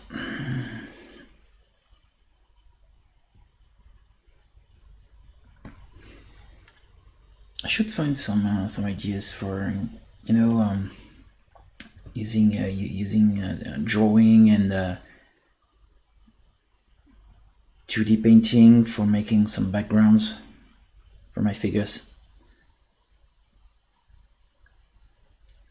I've made some of that, and now there are some people who are working like that. But the problem is that if you're making some complex background,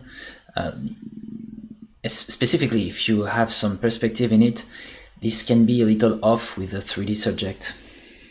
You know, you put the figure and the background, there is something quite off.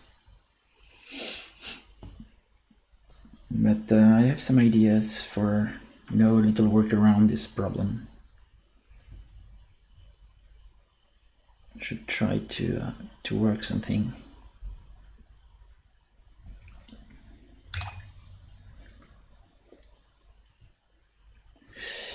Ooh.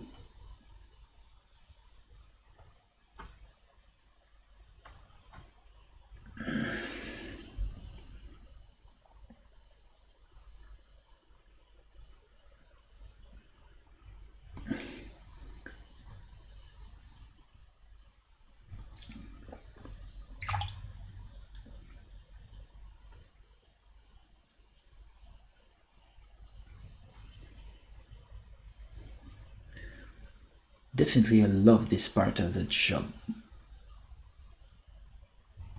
Being messy with color. This is something I love.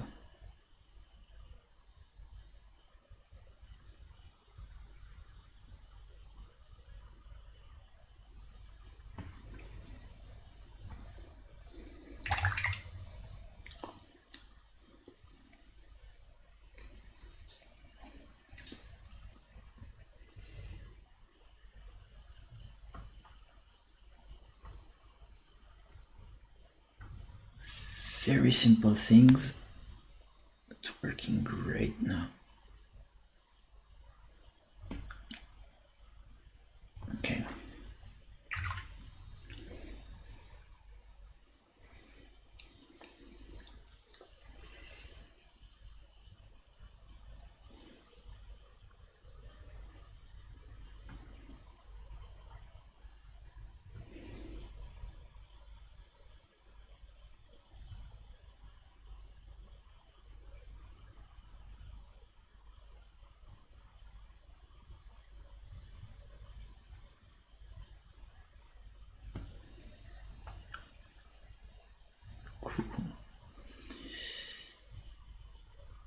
Grabby grab. Okay.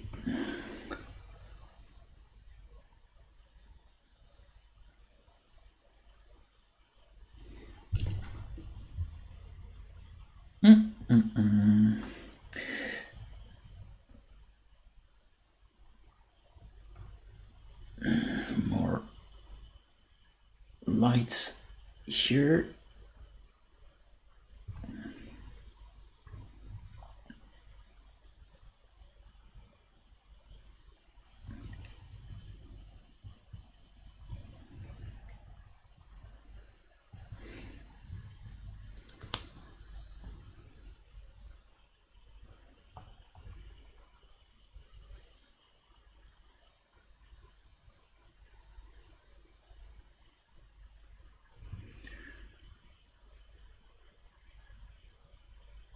Okay.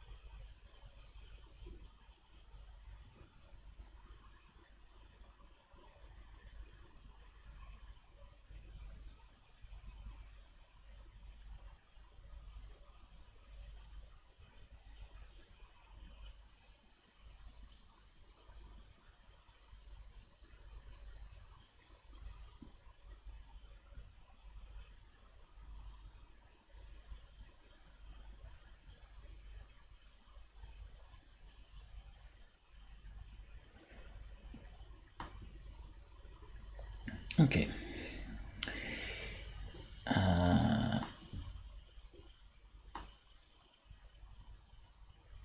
Nice.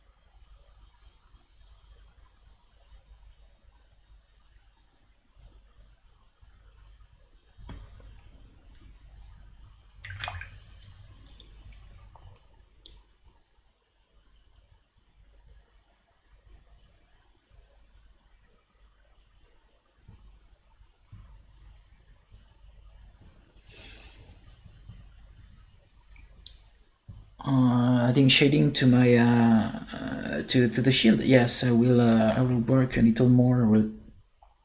It will be glued on that little girl here, and I will work the final values of the shadows when everything will be glued together.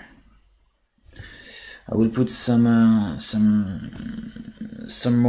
more shadows here.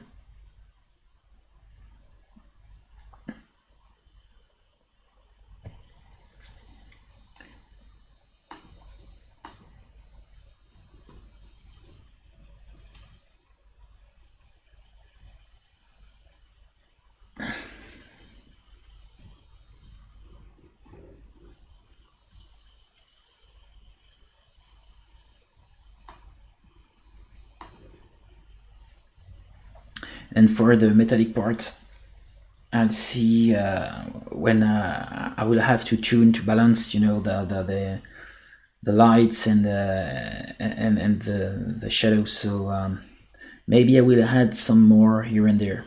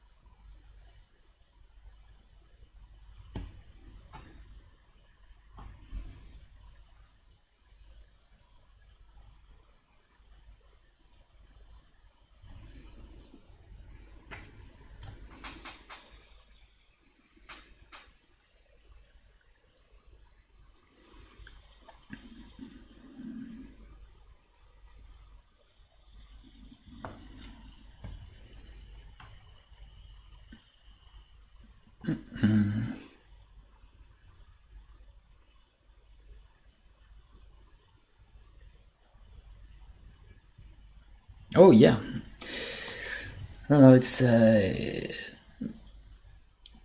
most likely the shades. You could see the shading you will see will be painted.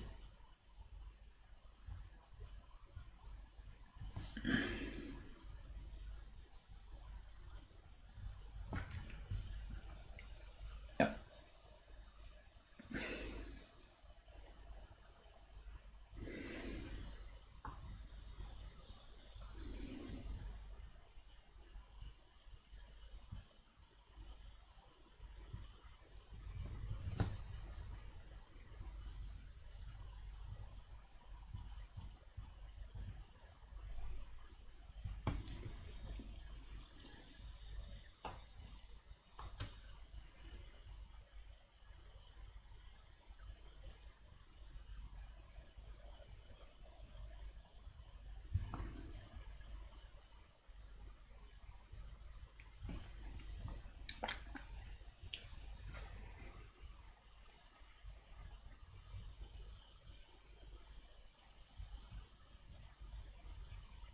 Oh yeah.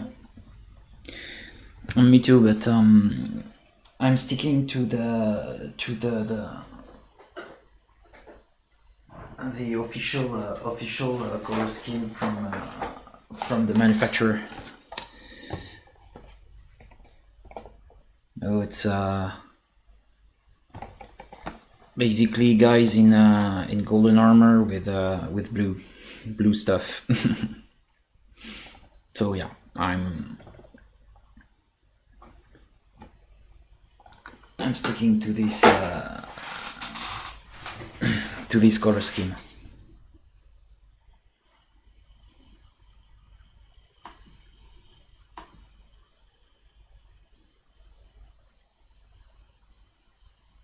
Oh, thank you. Yes, the blue. Yeah, it's Yeah, it can be some kind of can be comparable to cerulean blue. Yeah.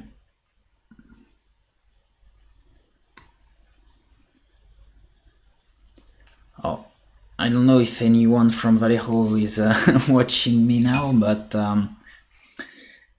speaking of that type of monopigmented paint, I definitely would love to have this type of paint, but with the formulation of the hobby paint.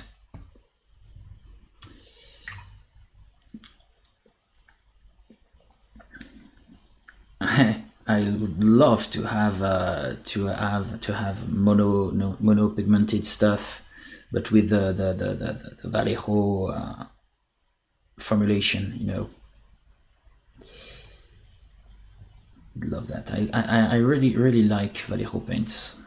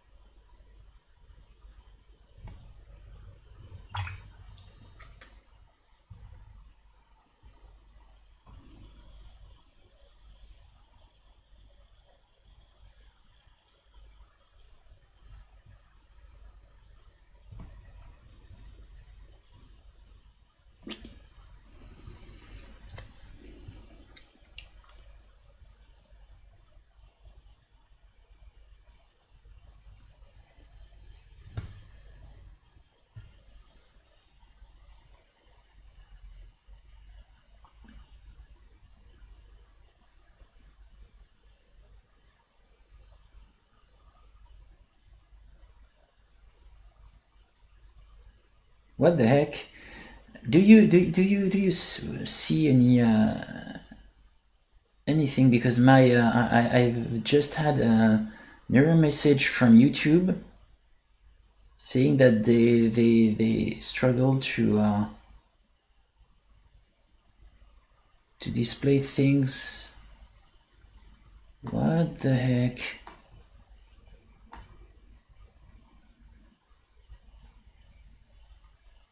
Why the flux is mediocre?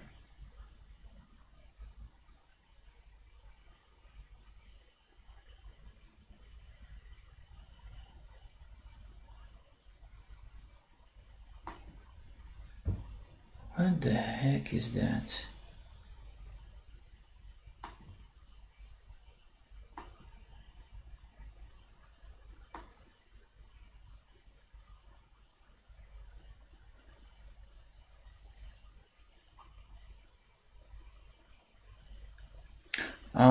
Most of the time I am mixing paint. I love to mix paint, and yeah, I'm always mixing things here. I basically take 1-2 colors and try to mix and to balance them.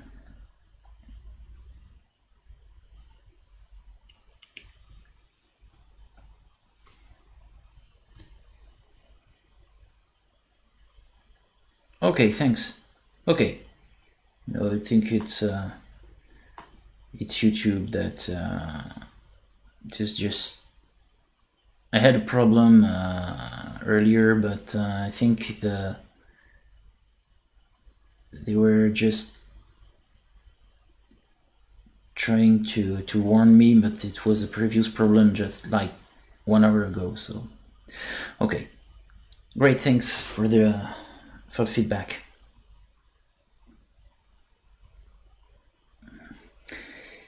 But yes, I really enjoy to add some more luminosity here, a little more.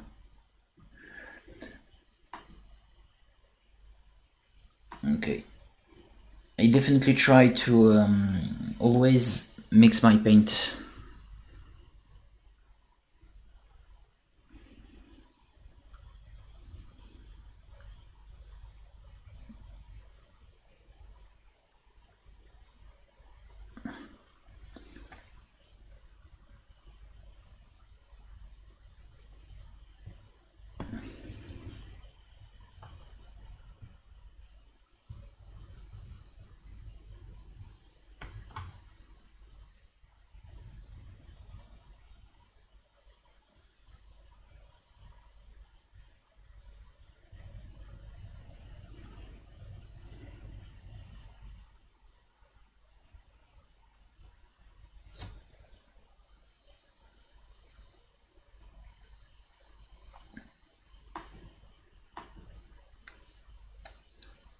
it's problem. I have too much light or not enough. This is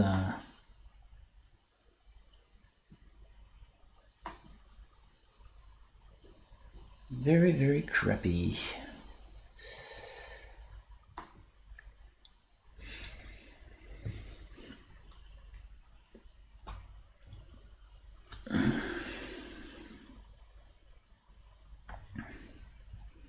And the thing quite interesting also is to try. I try to dull my colors, you know, to have some duller tones here or there by mixing them, because when I want to have a little more saturation, I will use straight from the bottle some colors. I will just use them as glazes.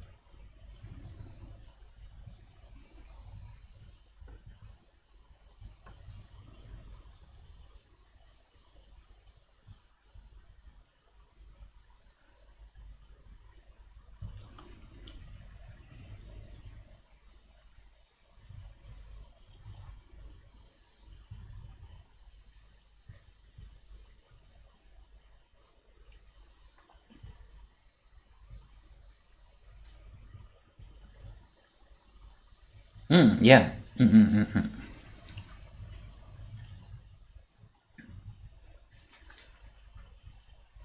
Definitely, yeah.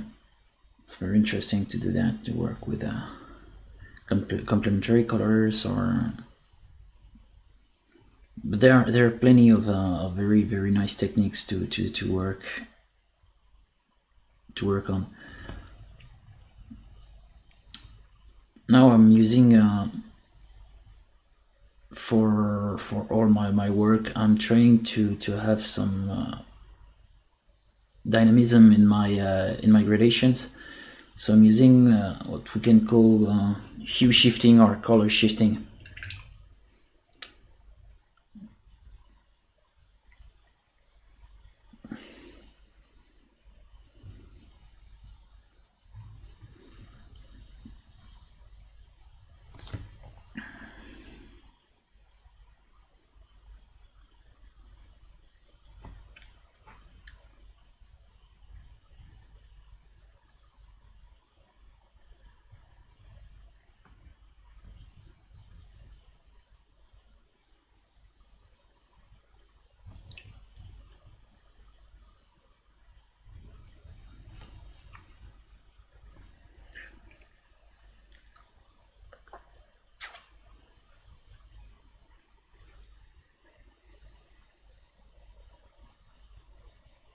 Yeah.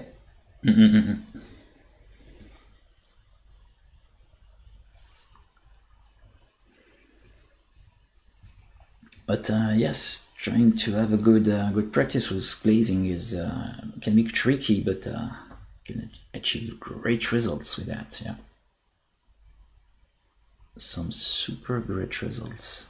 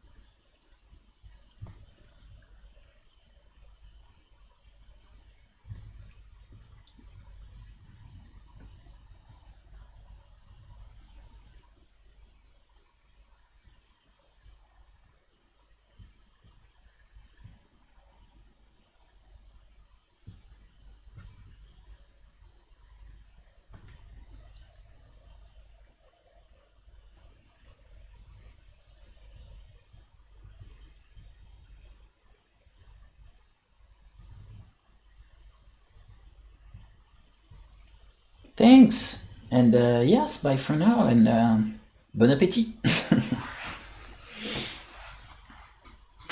And maybe later.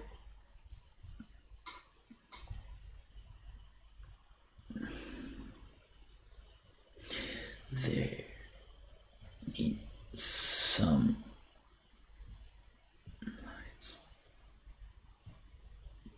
dark tone here.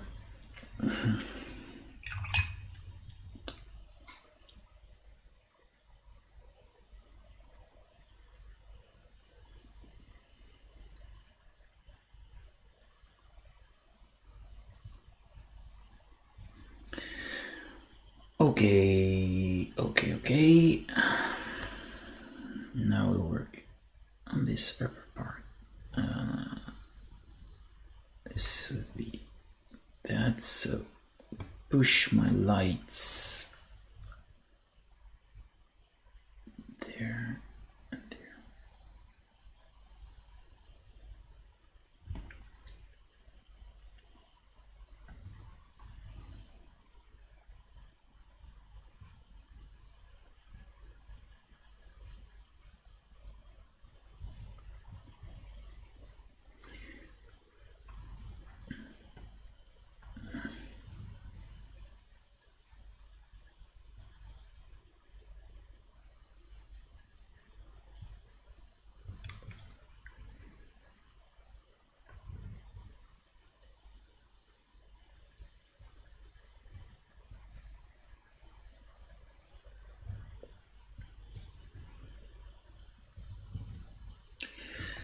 Okay, now more reddish thing here and here.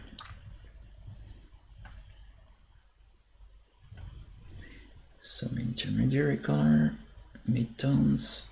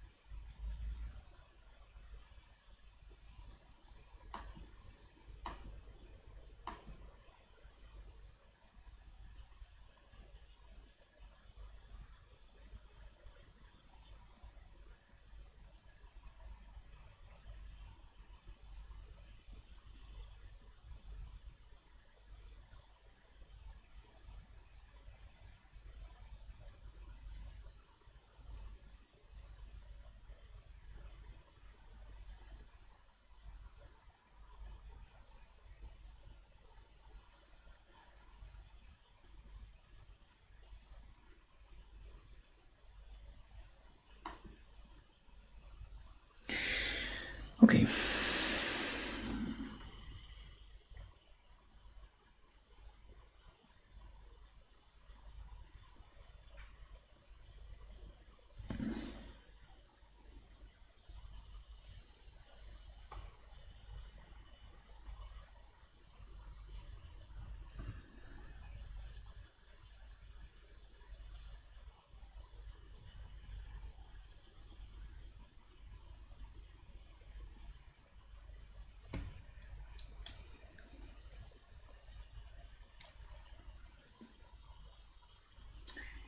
Kind of funny. I'm quite happy to see how it turned.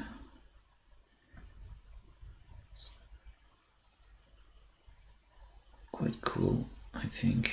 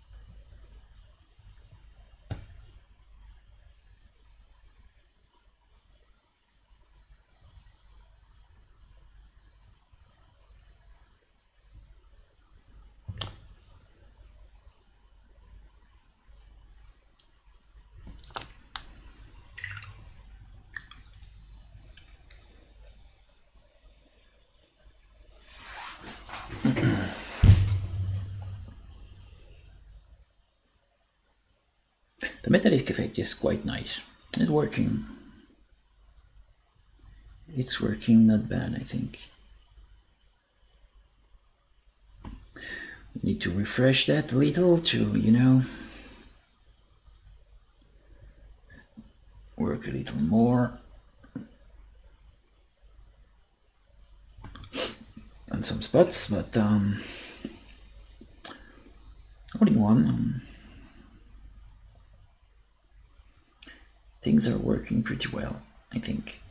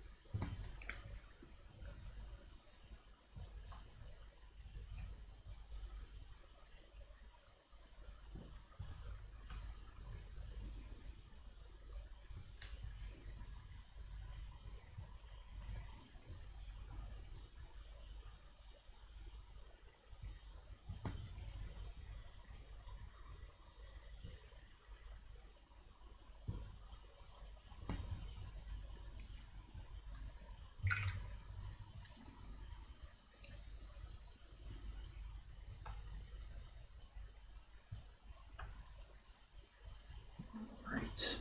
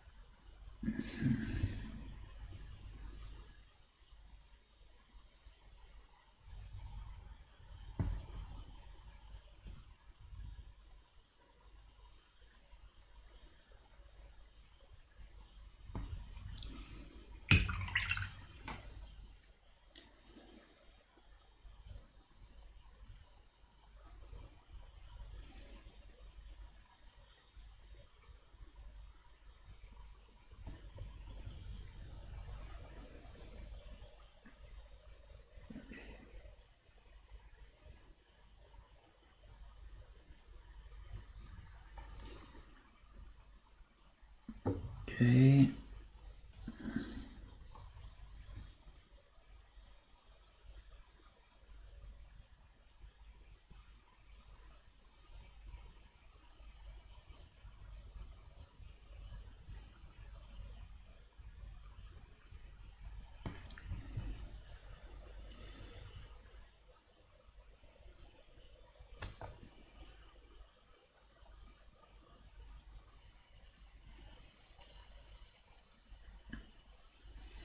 Yeah, I think I will work on my non-metallic metals just like that. I think this method is very efficient. It's giving great results.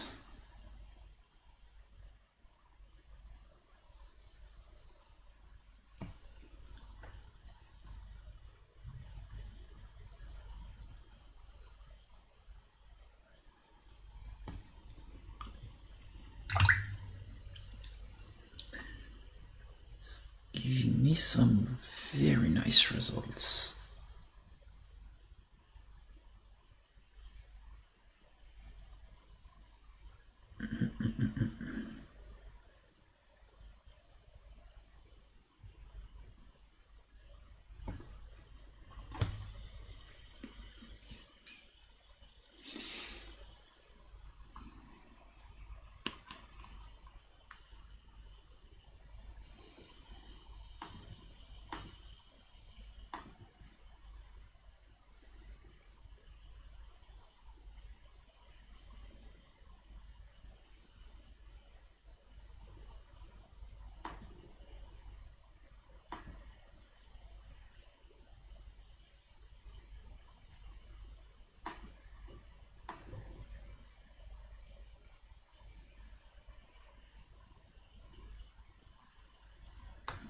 Okay.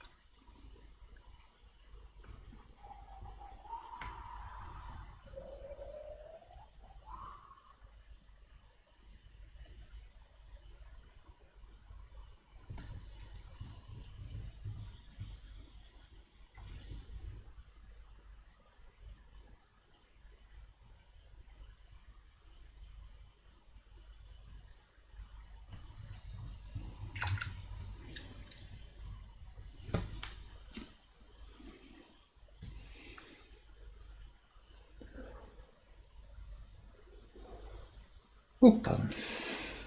Sorry.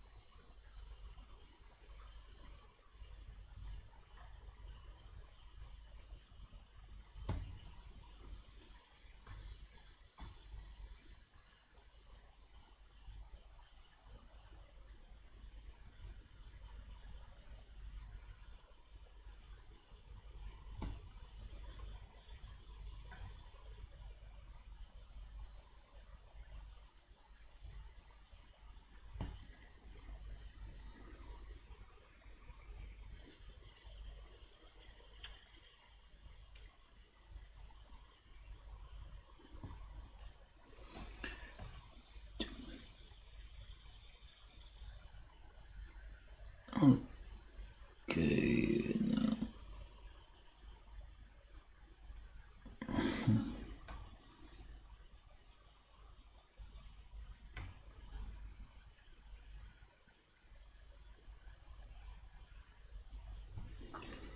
Okay.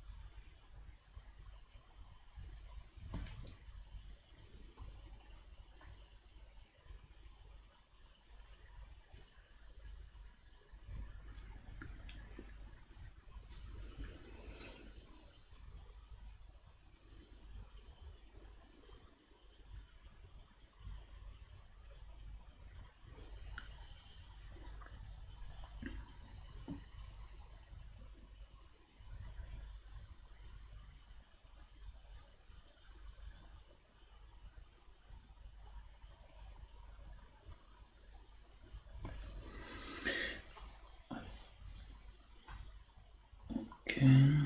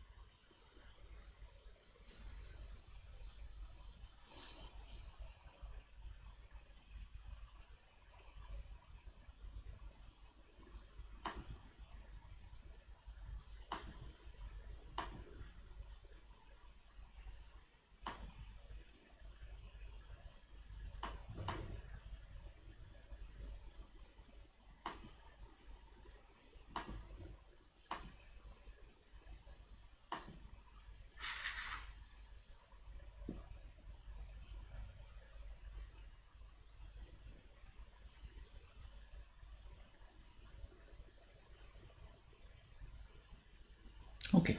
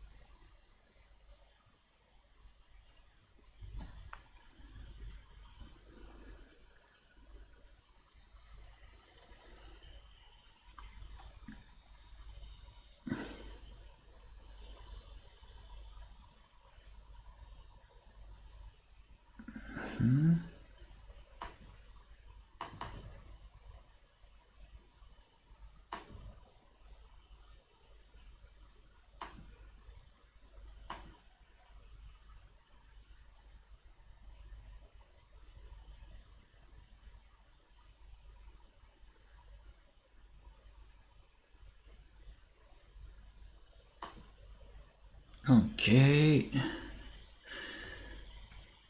No.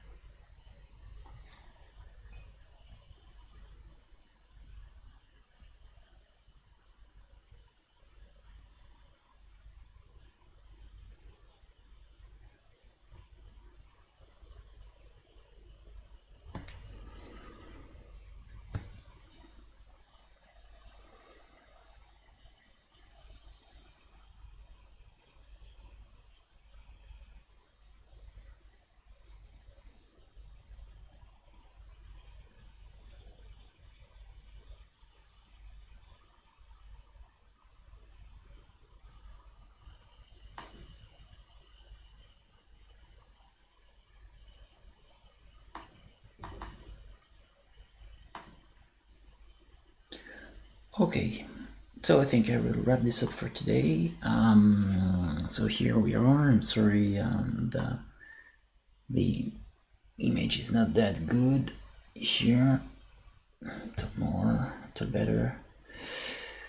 So yeah, I've worked this shield. I pretty much have almost finished the golden parts. We'll add some hues here there, but the basic work is pretty much done. And I've made also this the hammerhead with some nice light reflections. I will work a little more also on some scratches here, there, and I've beginning to work on a nice texture on this part. So yeah, I will stop for today. Thanks for watching. If you want to follow me on social medias, every links are in the description. Sorry. You can find me on Facebook, Instagram, Twitter, and of course YouTube. And I will see you in the next live stream. And yeah, bye for now.